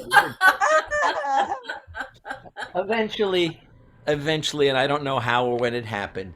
I came to appreciate. Oh, the other thing is, astrologically speaking, I'm sure if I looked at Nana Kher's chart, he has no fire. He has no boom, you know. He has a down to earth. He has the intel. He has, but not a lot of. There's emotion, no, but there's no fire. And I relate mostly to fire. So anyway, but somehow it shifted, and I came to really appreciate him, and as being as much a part of anything else at the Samadhi, of Yeah. Baba's love flowing through him and through everyone there, and his role. And I would not take those big mushy candies that you like. This, if I liked them, I wouldn't want them coming out of the Samadhi, you know. But so that was, and then at some point, I guess we became a bit more connected, or and I sang there, so he had a sense of me more than just the hug. But one day he either gave me or he called me over. Maybe it was in the library. He gave me the not Alan Cohen. What a Master. Rick Chapman book. Anyway, there was a chapter on taking Baba's name, and Oh, I felt it would be meaningful for me to read this. Well, I heard about taking Baba's name from Ken Moore, like no one could tell you about taking Baba. But I appreciated that he was thoughtful about it. The only other memory that I have that comes back, that Zeke, my wife, reminded me. We were there. The last time I was there was 2006. I used to go so often. I've been there couple of dozen times. But we were there, and he passed while we were there. And it was during that time that, you know, Erich was always talking about wanting to go back to Baba, wanting to go back to Baba. And so there we are, and as I recall, it was the old Mandali Hall in Lower Meribad, and Nana Kher's body is laid out there. And Erich is there. And Erich is leaning over, and he's tapping on Nana Kher, saying, Nana Kher, Bolo Baba, Bolo Baba. Tell Baba to call me. Come on, tell Baba to call me. It was so poignant. Um, um, I don't know how I could have forgotten that. Well, because I associate that more with Erich than with Nana Kher, but I guess that's it. And of course, he came up then when I was remembering all the beautiful people that I met, so full of Baba, and that were all of those, except for those last few at the end, had all gone to Baba. I was not going to be seeing and experiencing all this again. And naturally, Nana Kher was part of that. So that's my share. Okay, Baba? I had heard that Nana had to go leave Meribad and go be taken care of by his family in the end, but that doesn't sound like it's so. If his body was there, Not what Judy said. Judy said that they took care of him till the very end in his room, and he went to hospital and came back to the room, so and he she was stayed. so he passed away there. Oh. And it's very precious that you, Tony, were there, because every time Mandali passes away, yeah. and then people who are there present, they get some benefit from being present in the time, in this very, very special meeting that the Mandali has with his beloved. So it's very, very precious. It's a precious gift. So thank you for your shares. And May I add one thing when you say that? That experience I had when Baba dropped his body, later that happened at the instant, so it was like 1:45 in the morning here, but everything changed. And that day of the 31st, as sunset was approaching, I looked over, and the sky was like unlike anything I'd ever seen. Baba had like splashed the sky with color, and I couldn't. I was talking to someone. I said, I'm sorry, I can't even listen to you. Look, do you see this? And he saw it. And the strangest thing was, and of course, when Mera passed was like when the situation at Tiananmen Square was like Woodstock, and they're putting flowers in the turrets of the tanks. But last night we were driving back from Pennsylvania, where I went to get adjustment from Steve Goodman, and as we got into the New York area, across from in Brooklyn, across the water from Manhattan, what was happening in the sky was unlike anything I had seen since Baba dropped his body. Wow. And Yesterday? yes, Yeah. yesterday, yeah, Wow. at about 8 o'clock, I guess it was 7:30, 8 o'clock, and I wondered aloud to Zeke, and we kept watching it, and like with Baba's passing, um, I chased it for 45 minutes until it was completely out of sight. But even as the sun was totally going down, the sky was still adorned. It's hard to explain. The beauty was unimaginable. Well, that's what happened last night. So I've been wondering. I said, is there anyone left that was that close to Baba that may have just gone to him? Unless maybe something that we had going on in the car that Baba was very, very pleased about. I don't know. But I bring it up because of that mention of, yeah, if anyone knows, that's why I bring it up. If anyone happens to know that someone close passed, I would connect it. May I talk? I have my hand up. Is it okay? Yes, please. Okay. So, well, Tony, I'm thinking the manifestation of Baba is stronger and stronger. And maybe I know you enough from our Facebook and from Baba Talk before that, so many years. You probably felt that, and you're very perceptive. And here there's missiles going on in this country. And so there's a big flare up in the world, and Baba is working really hard. Every time I do arti, I'm thinking about Baba, and I'm thanking him for his work that he did and still doing. I feel he's still doing. And though he said, I finished my work 100%, but he finished it when he was in the body, and he's now out of the body. And he said 100 years, he will still be working and alive and doing for everyone. So I feel that he's doing, and that's very complicated now to work with the world and what's going on. So I always pray for him and stand by him. And I say, stand by your work. And I always put a V up, like this, and say, I want this work to work within me and also to work outside with everyone and like that. So I would guess that that's what Baba is telling you with this. But, I want to say about Nana two things. Also from yesterday, from Kher's program yesterday for birthday, that there was a story there that Marvin Schaefer shared, and I would like to move it from there into here because it belongs here to Nana. One day, Marvin Schaefer, for the first time, came up to the Samadhi and didn't know anything about anything or anyone. And like me, that I didn't know anything about anyone, but just Baba. And I think I knew about Babaji, actually, because that was the first book that I read after I read about Baba. And he is up on the hill. And at that time, there weren't any people coming. There weren't in the RT, the residents used to come, but otherwise the hill was completely, one trickle, two trickles, like that. So it was very peaceful, very beautiful, and very available.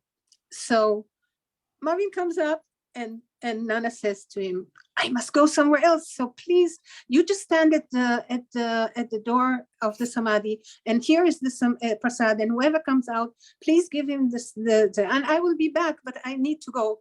So he leaves Marvin there, and it's the day that the women come to the Samadhi. He didn't talk about, so it was probably after Mera dropped her body, because he didn't talk about Mera. So they go, they used to have those days that they bring flowers and they go into the Samadhi. And so Mani goes into the Samadhi and the women go into the Samadhi, and he sees this bunch of women coming up and going into the Samadhi, and they come out, and he's supposed to give them prasad. So he knows that Nana gives prasad. He says, welcome home. So he gives her prasad. Mani comes out first, the Samadhi. He gives her prasad. I think he also hugs her and he says, welcome home. He didn't know who she was. He didn't know it was her brother. He didn't know it was her home. He just saw a bunch of women coming and he gave him this job, you know. So Manny started laughing. Can you imagine Manny coming out, you know, this fantastic sparkling being come out, and Baba is giving her this big joke. So I had to move this here because it belongs to Nana completely. Now, another thing that I want to say, every time there's something about the mandali, every time there's a program about the mandali, there's a very special, how do you call it, atmosphere of the Zoom. It gets a special atmosphere.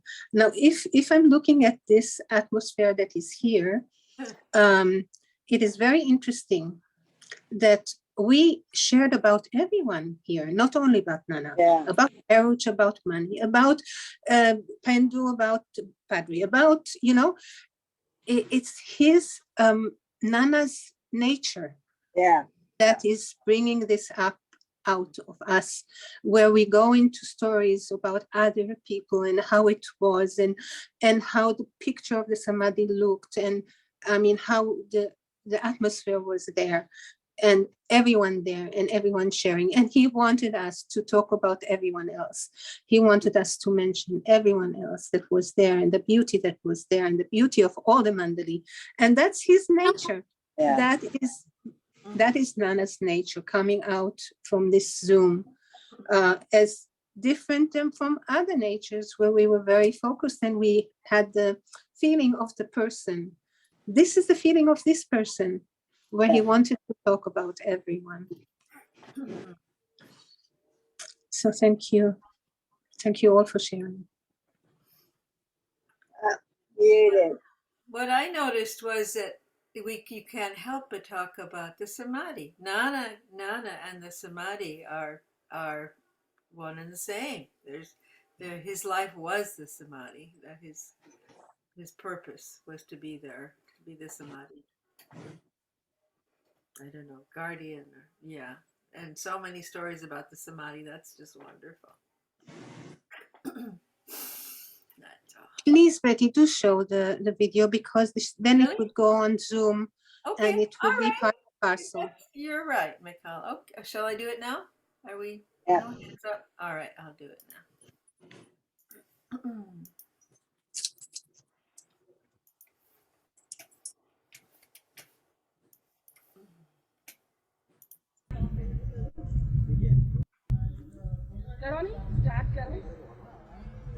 In 1955 and 1958, Baba came with all the Sahwasis that had come from all over India, just to show them his last resting place in 1955 and 1958 Sahwas. And he led all the people, he was in front, and all other people, all the lovers that had come from various parts of India, they were being led. And Baba came and entered the Samadhi, the would-be Samadhi, in 55 and 58. And then, when we were entering the Samadhi, Baba said,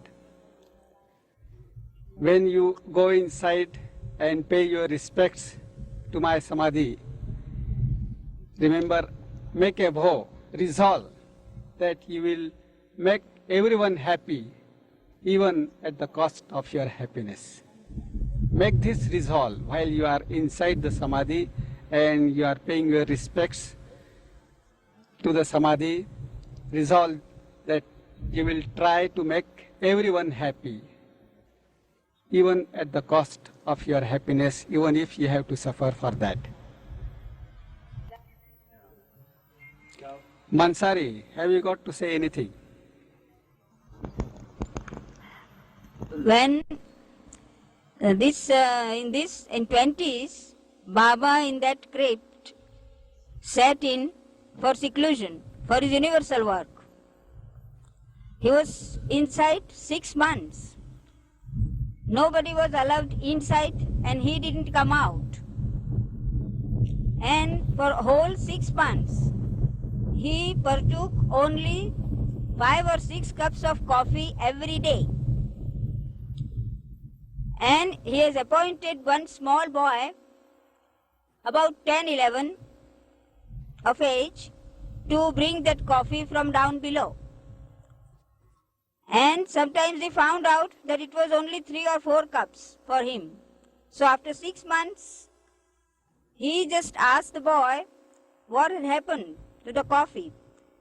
If you tell me the truth, I will forgive you. Then the boy said that whenever I got the whim, I used to drink it to my heart's content. And then he showed the tree under which he used to sit and drink. Then Baba forgave him. And some of the mandali become angry, but he said that why should you be angry? As always, you all have buy prasads. Now this time, during these 6 months, I had his prasad. So what makes difference? Now that is his compassion and the sense of humor. Now what you see the tomb now, at the left side of it, there was a whole big stage is one big stage there, and on that side, on it, there were 5 rooms for meditation. Very few had that opportunity by Baba's order to sit in and meditate according to his order. Baba sat on that platform with the boys, Premashram boys, and he discoursed and gave lectures, but through the board, of course. He then played games with them, cricket, marbles, cycling, and everything. Now you say, Nana. Yes, during this period when the rooms were there, at that time, one pleader who was observing silence by Baba's orders, he was made to sit in one of the rooms. And he was taking only milk during that period, and he was on complete silence. And he was not to come out of the room. The room was being locked from outside by someone, and he was to remain in the room continuously for a long period.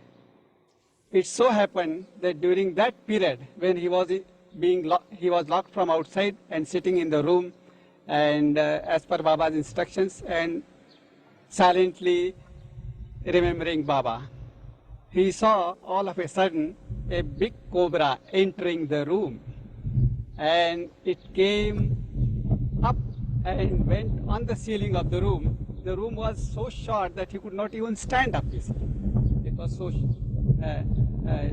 so the cobra went up, and he looked at the cobra, and they were facing each other. Because he was silent, he couldn't call anyone. He couldn't do anything, and no one was there to respond to him at that time. It was night time. So he was just facing, the cobra was facing him, and he was facing and he was actually face to face with death. And he didn't know what to do. And so he was remembering Baba, Baba, Baba, what? He couldn't do anything, no shouting, nothing of that, because he was on silence. And he faced the cobra like that for the whole night. The cobra looking at him, and he looking at the cobra, and he was, and at that time he experienced what is death, because he was facing death actually, and he couldn't do anything. Then after some time in the morning, the cobra quietly left the room and he went away, but he didn't bite him.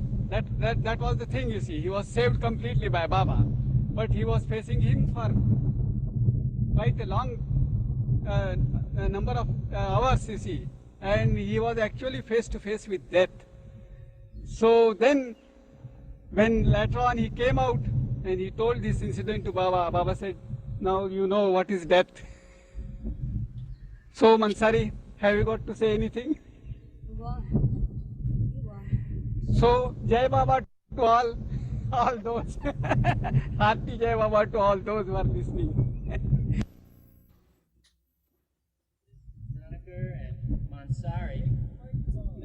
This is a question I think that this is a question that a lot of people may have asked themselves and would like to know from you since you both live here. Now, Nanaka, you Baba's watchman here at the tomb continuously, the caretaker, and Mansari, you've been here for about 20 years too. 30 years. 33 years. Oh. Don't tear that away my pride. Yeah, let Mansari speak in also. Could you tell us a story of what Baba was doing at the time when he would visit the tomb himself? Because this was built sometime before Baba dropped his body. Sometime in 38. Yes, would you tell us about that? It has been built in 38, the thorough built. Before, there were only all round tatas, that means the mat walls all round. And on the top, not so high, but little bit lower, there was tin roof. And the crypt was just ready beforehand. And in 20s, Baba sat in for seclusion, what I told before. And in 38, it has been built properly with stone walls and all these signs. Now we are making a move from the right side, moving around the Samadhi.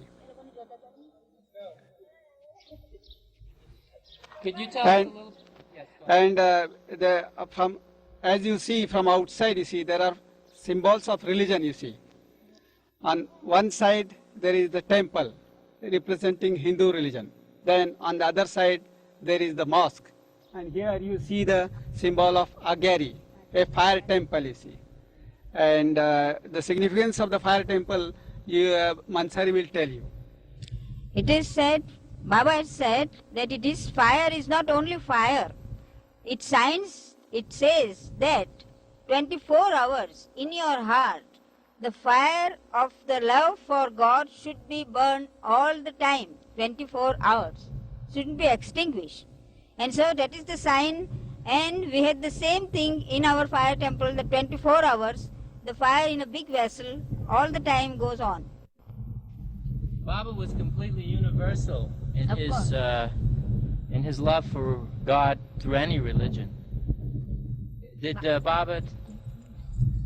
Baba said that these 4 signs I have made because all the religions God has made, and I am God. I have created all religion, and all the religions are same to me.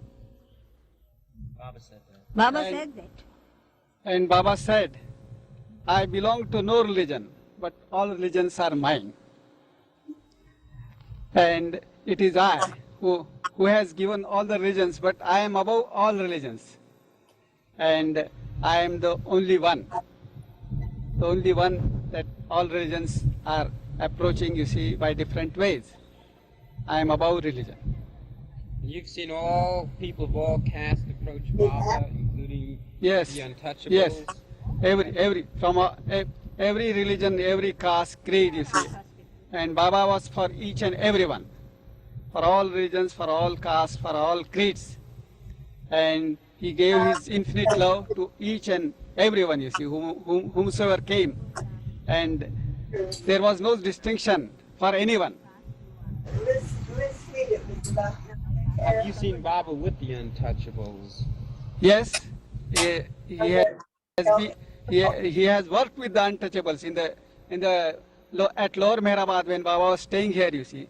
He specially called the untouchable boys, and he would bath them, he would then clothe them, he would even clean their latrines. This work he has done with his own hands. Have you seen this? No, those who were there at that time, Padri, he has seen it. Mansari has also seen these things. You see Baba doing. Would you tell us about that, Mansari? Baba took me once, when I came first, Baba took me once to the mast ashram and said not to touch to anyone, but he made me stood on one corner and he let me allow to see what he does.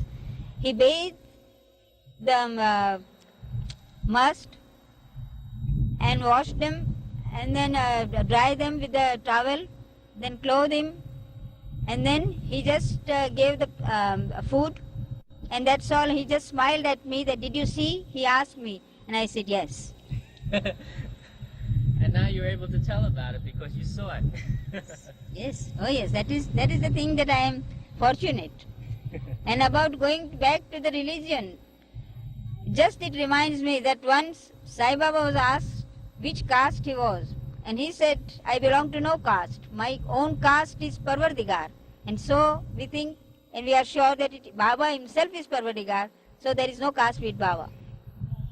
In the same way, Baba has also said that I belong to no religion. All religions are mine. And if at all you want to know my religion, I am the ancient one. That is my religion. I am the ancient one. I am the ancient. Did Baba ever play any games or fly kites or anything like that out here, or marbles in this area? Yes, I have seen that. I have that luck to see him flying kites and lighting firecrackers. He used to just light a firecracker, and as soon as the spur of the moment it break, he just used to run. And we just used to shout in a happiness. Baba used to light the firecrackers himself, huh? Yes, and just like that. Mansari, did you help Baba with the flying of the kites? We in turn helped Baba losing the thread of the kite, holding our the bobbin in our hands, turn by turn. We just undid it, and Baba has to just let kite fly, go up and up and up. And he enjoyed it. He is still flying, I'm sure. The whole universe is his kite. See, Nana Kher, I understand that you played marbles with Baba. Would you tell us about that? Yes. Once I had the occasion to play marbles with Baba. It was at Eluru in Andhra tourism. Baba said, we will play marbles. And so he started. And every time he would hit. Then one by one we got the turns to play. And some of us could hit and some of us could not hit. But Baba always hit and he never missed. He said, I am the one who never misses, like Ram, you see. Like his arrow, you see, which is always sure to reach the target, you see. I never miss my mark. And so always he won. Did he have a lot of people playing marbles? Yes, with lot of people. About 30 people were there, you see. Lovers, you see, who participated. And Baba was the last to win, you see. Because everyone else, you see, dropped. As soon as you miss the mark, then you are out, like that. So Baba and the symbols also, as you see that on this side there is a cross depicting the crucifixion of Christ. Baba said you could see his crucifixion from outside, but I am being crucified every second, every moment of my life, and that is how you see I have to work for the whole humanity. But you can't see my crucifixion. It is internal. Ansari, you have to say anything about this? You say about the Kher. About the Kher? Symbols. Symbols? Yes, sir. And then on this side, there is the mosque, symbol of mosque, masjid. Mohammedans, they pray to Allah in this mosque, you see. So representing the Muslims. And it has got a crescent, you see, on the top, you see, because they are the worshippers of moon.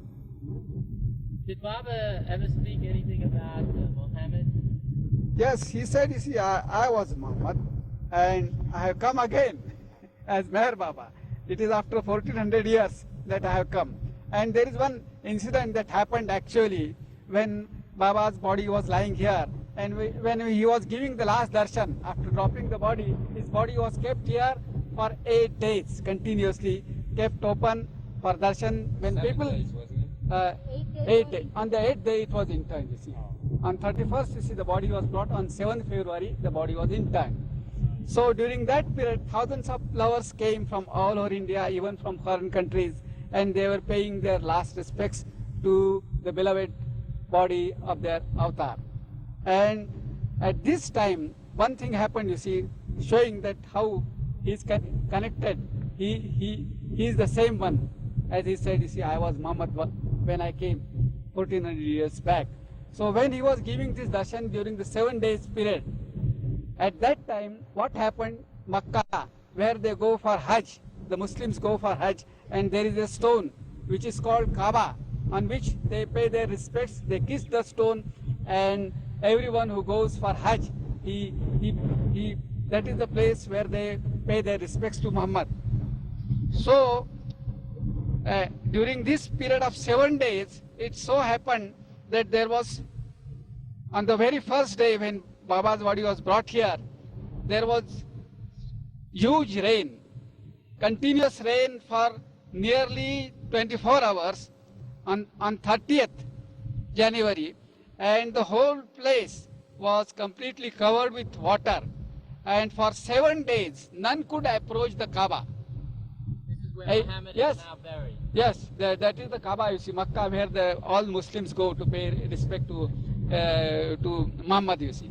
So that Kaaba was under water for 7 days, which has never happened before this. And that is a desert actually. There is very little rainfall. But at that time, there was so much rain that the whole Kaaba was under water, and that too continuously for 8 days. No one could approach the Kaaba. And on 7th February, he was interned here at Mehrabad. From that time onwards, you see, then it was cleared of all the water, and then people could go and have the darshan. So that shows the deep connection between Muhammad and Baba. And that this thing, this... It has been printed in papers, because it's never happened like that. Because in Arabia, how you get so much rain? And connected with this, I have read something some Baba said. When he said, I don't know, but I have read some paper, typed paper, and Baba had said that Muhammad's greatness is not in Kaaba, it is in Karbala, because for love's sake, there has been given so many sacrifices, and my Karbala is Mehrabad, where so many sacrifices for love for me will be given. Moniker, what else can you tell us? I have played other games also with Baba, apart from marbles. Once when Baba was at Ganesh Khind, you see, and he asked me, do you know Carom? I said, yes. I was once a champion in that game. Then Baba said, you will be my partner, because whenever Baba used to play games, he would take as his partner the best one among those who were present. So I being a champion once in my college days, so he said, you will be my partner, and so we started playing. Baba on my side and 2 others. Baba's brother Jal was there, and someone else, Bhau was there, Bhau Kalchuri. So they 2 on one side, and Baba and myself on one side. And within 2 turns, we cleared the whole board, and we won the game.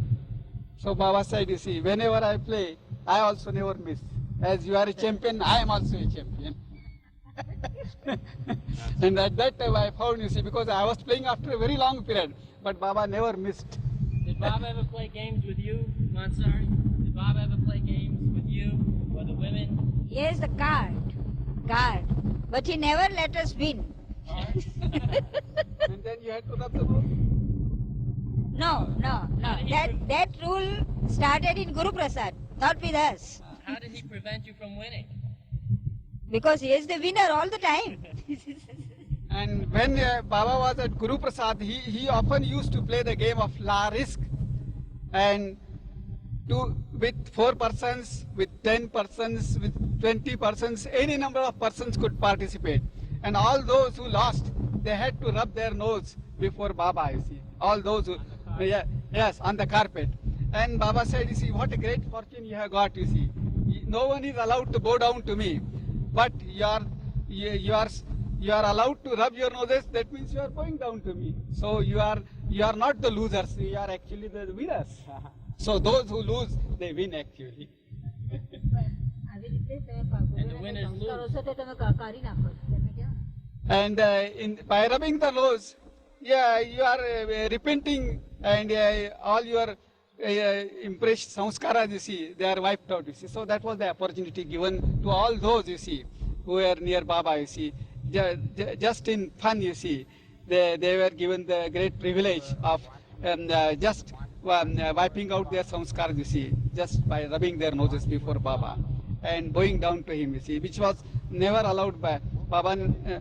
Rarely allowed anyone to bow down to him. But that thing also, we had the privilege, you see, while playing the game with Baba, and we would sit very close to Baba at that time. I remember one time in Guru Prasad that the game was being played, and I didn't understand at all how this game worked. But I was playing it because everyone was around Baba and they were doing it. So someone was showing me, I think it was Francis, and every other person lost. So we were all rubbing our noses on the carpet, and then every once in a while, every other person would win. And until this day, I never understand how that game was played. Yes, and the way in which the game was being played, you see, that was also unique. It was above all rules, you see. No rules were observed, you see. Where people were shouting, saying one thing, another. Everyone was shouting, and no one knew what was going on.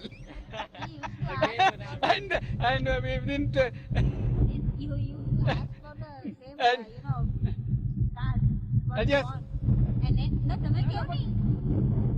And as I have heard, that Baba used to ask for the card which he wanted to win, and they all have to give him, and then he win the race. He won the game, and then all have to rub the nose.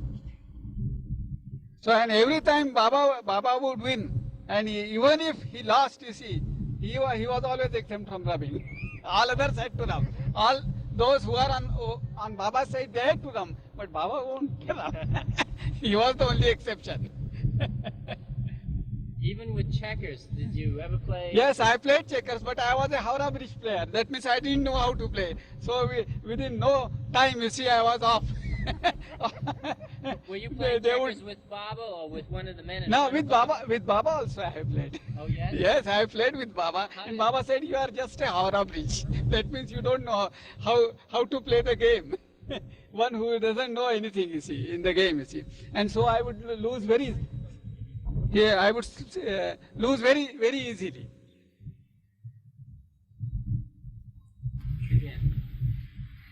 Now it's time for lunch, and Nana has to leave.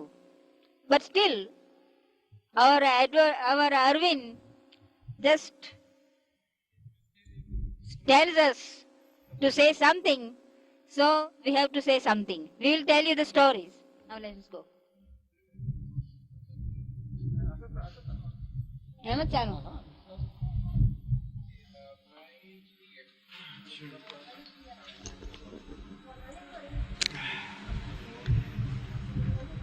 Continue. Now,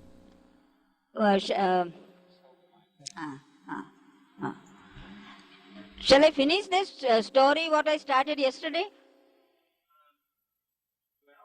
Or I start? Now. Go ahead. Nanaji, did Baba ever tease you? Yes, Baba. Sometimes you see, he would ask, you see, why your name? Why you are called Nana? What is the meaning of Nana? I said, Baba, I can't say. No, there must be some meaning.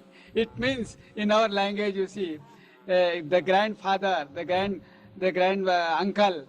So what is the meaning of Nana? Nana means nothing and nothing. Nothing into nothing. That is Nana. You know then he said the Nana Peshwe, he was a very intelligent man. Are you like that? I said, no, I am not so intelligent. So what And other mischief did Baba do with you? Once you see, I was during the tour. Baba stayed in one of the rest houses where the arrangement were for his stay, and they were taking out all luggage of Baba. But Baba had given instructions to all that no one should step on the veranda of the bungalow. I didn't knew that. So just to help RH, you see, I started taking the bags and going up the veranda and keeping them. So for a while, Baba looked at me and then he said, what is this you are doing? Don't you know? I have told everyone not to enter the veranda except RH. RH is to bring my luggage and no one is to come here. How is it that you are coming? I said, Baba, I don't know that no one is to come. I was just trying to help RH by bringing the luggage on the veranda. So Baba said, but you have disobeyed me. So now I will give you the punishment. So he pinched my ear. He said, that is the punishment. Now you go. That is how he has once pinched my ears, you see.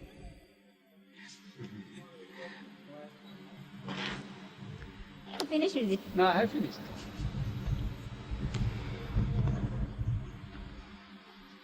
Baba loved to tease Mansari. Once once I had been there on 15th of November in 64,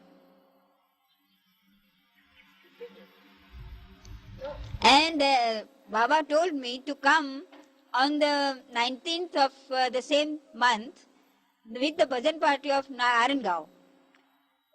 And on the second day, Padri had been there, and Baba sent message with him to remind me about to come there with the bhajan party on the 19th. Again the very next day, that means third day, a note was sent that to remind me that do you remember you have to come on the 19th. The fourth day, that means one day before going, another note came that you have to come. You remember? Do you remember? Then on the 19th, I went there. As soon as Baba saw me, he just said and signed, why you are here?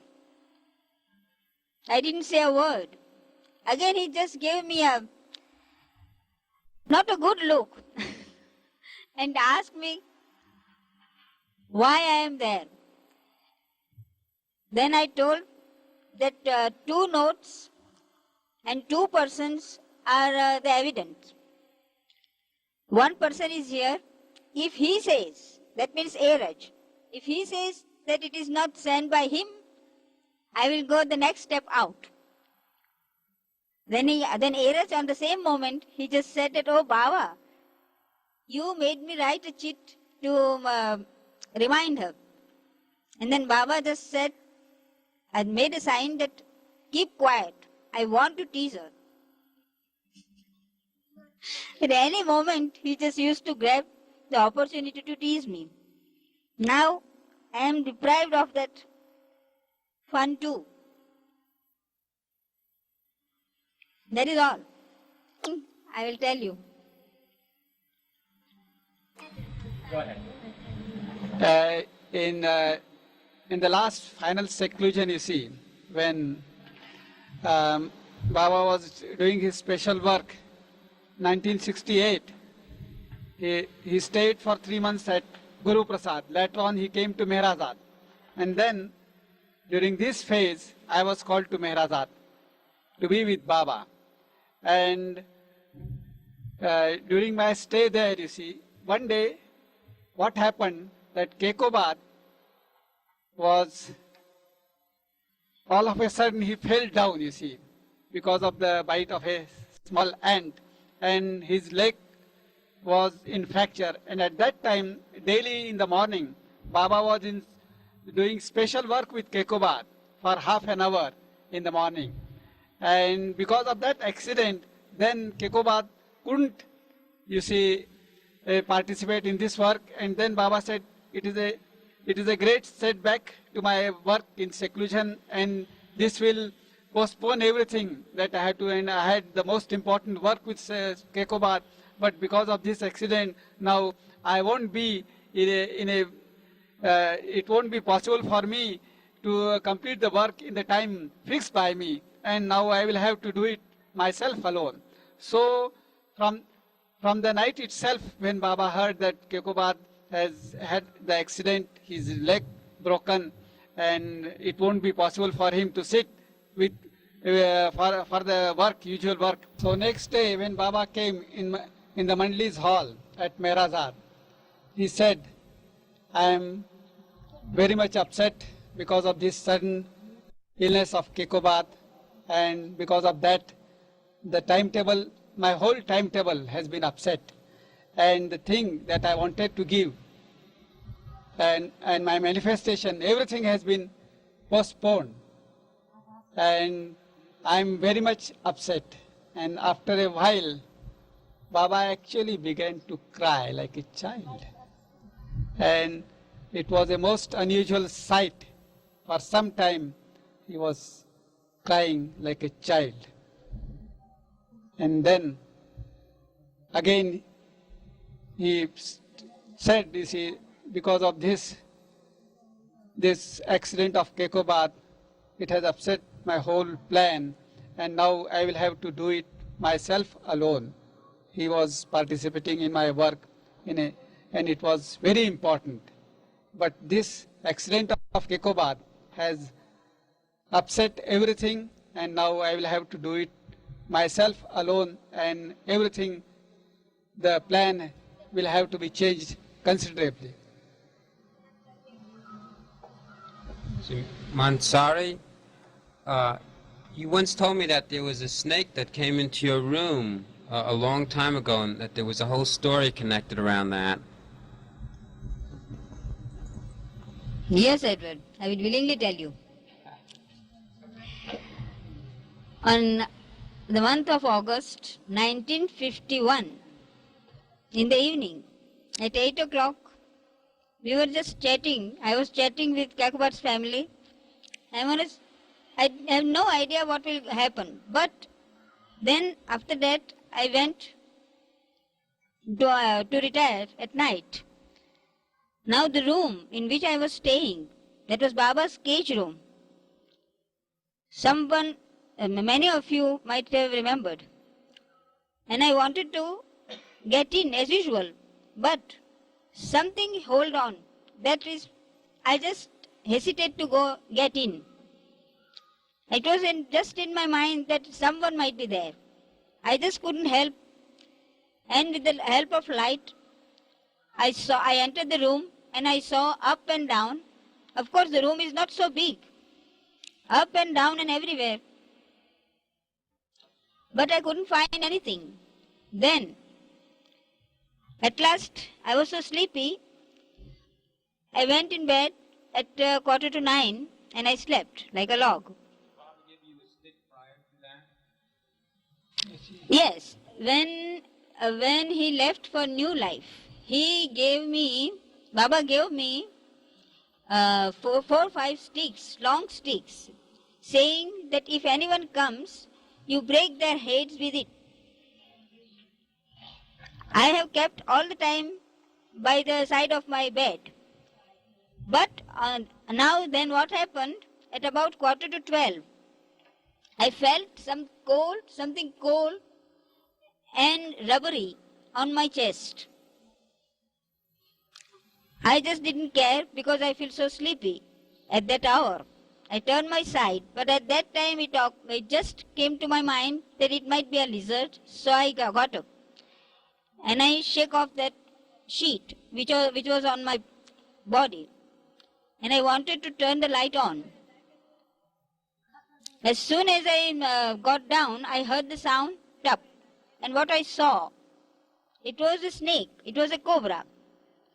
Again coming, what was on my chest, and what I felt cool and rubbery feelings. Then he began to come up to me again and began to crawl on the bed.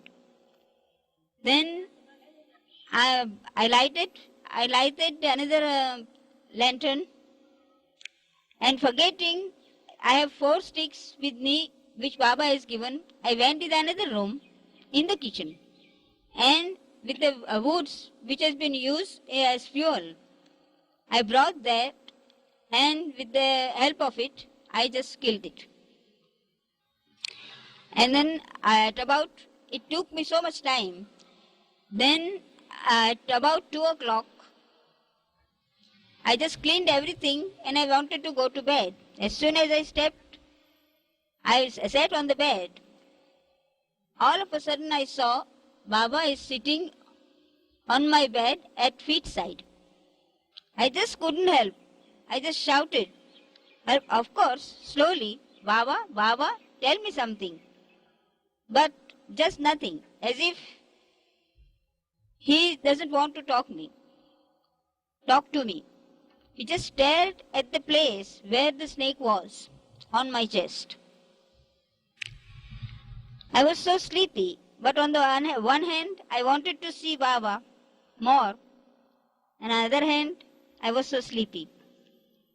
So, part of the time I slept, and again it came to my mind that, oh, Baba is with me. And again I saw that Baba was there, the same station, staring on my chest where the snake was.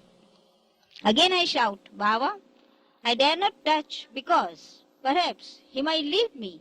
That was the fear in me. So I just kept on staring at him, sometimes sleeping, sometimes sitting. At about 5, that was vision, and the snake, the vision disappeared. Slowly faded, began to fade at 5 o'clock, and at 5:30 it was completely gone. And when Baba came after New Life, he asked me all the accounts during about 2 years. And when I told about that snake, he said that, now are you convinced that I am with you wherever you are, all the time? And I said, of course, Baba. And if the snake comes every day, I would like if you come on my bed every day. That is all. And he smiled and it really enjoyed.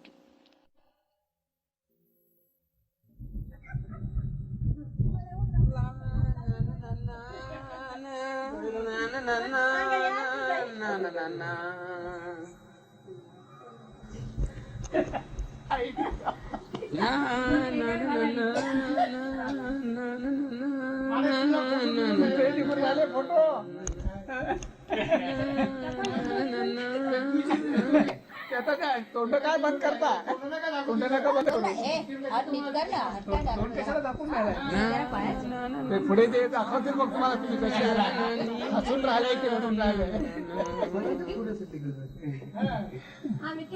हा मग काय तुम्ही लोकांचं इथं पाहिजे ना ते सर्व काम करून राहिले तर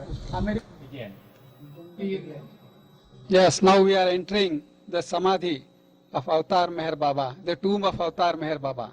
And it is here in this tomb that Baba's body is kept, the mortal body of the immortal one.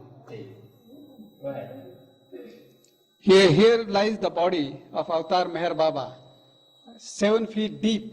Previously, when the crypt was prepared, you see, 30 years back when the Samadhi was built, this tomb was built, it was 6 feet deep. But when Baba's body was brought from Mehrazad and kept here in his room, then the lower part was dug, and now it is 7 feet deep and it is lying on earth.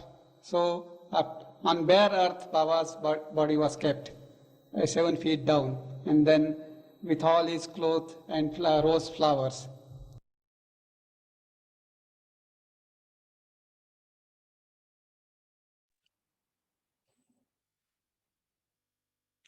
Wow.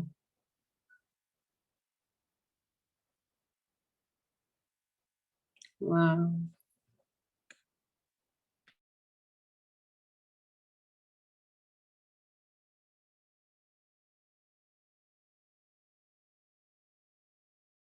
That was more than we bargained for, huh? What a Oh, wow. wow.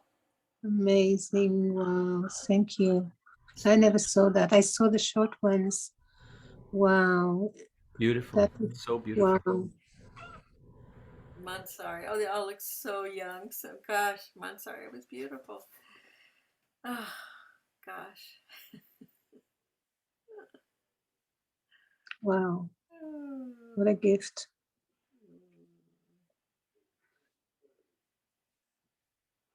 Gayle, you're muted, darling. You're muted.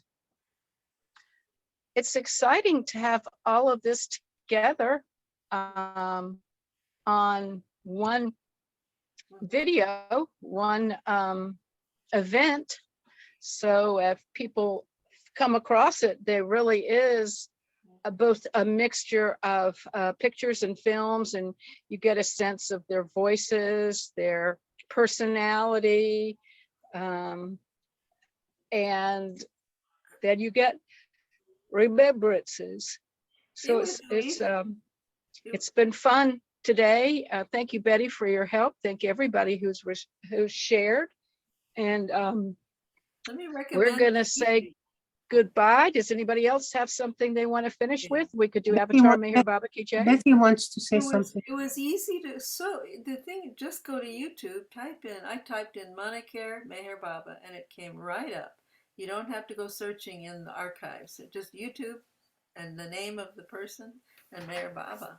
So wow, yeah, very excellent. Well, I'm glad I stumbled into this one.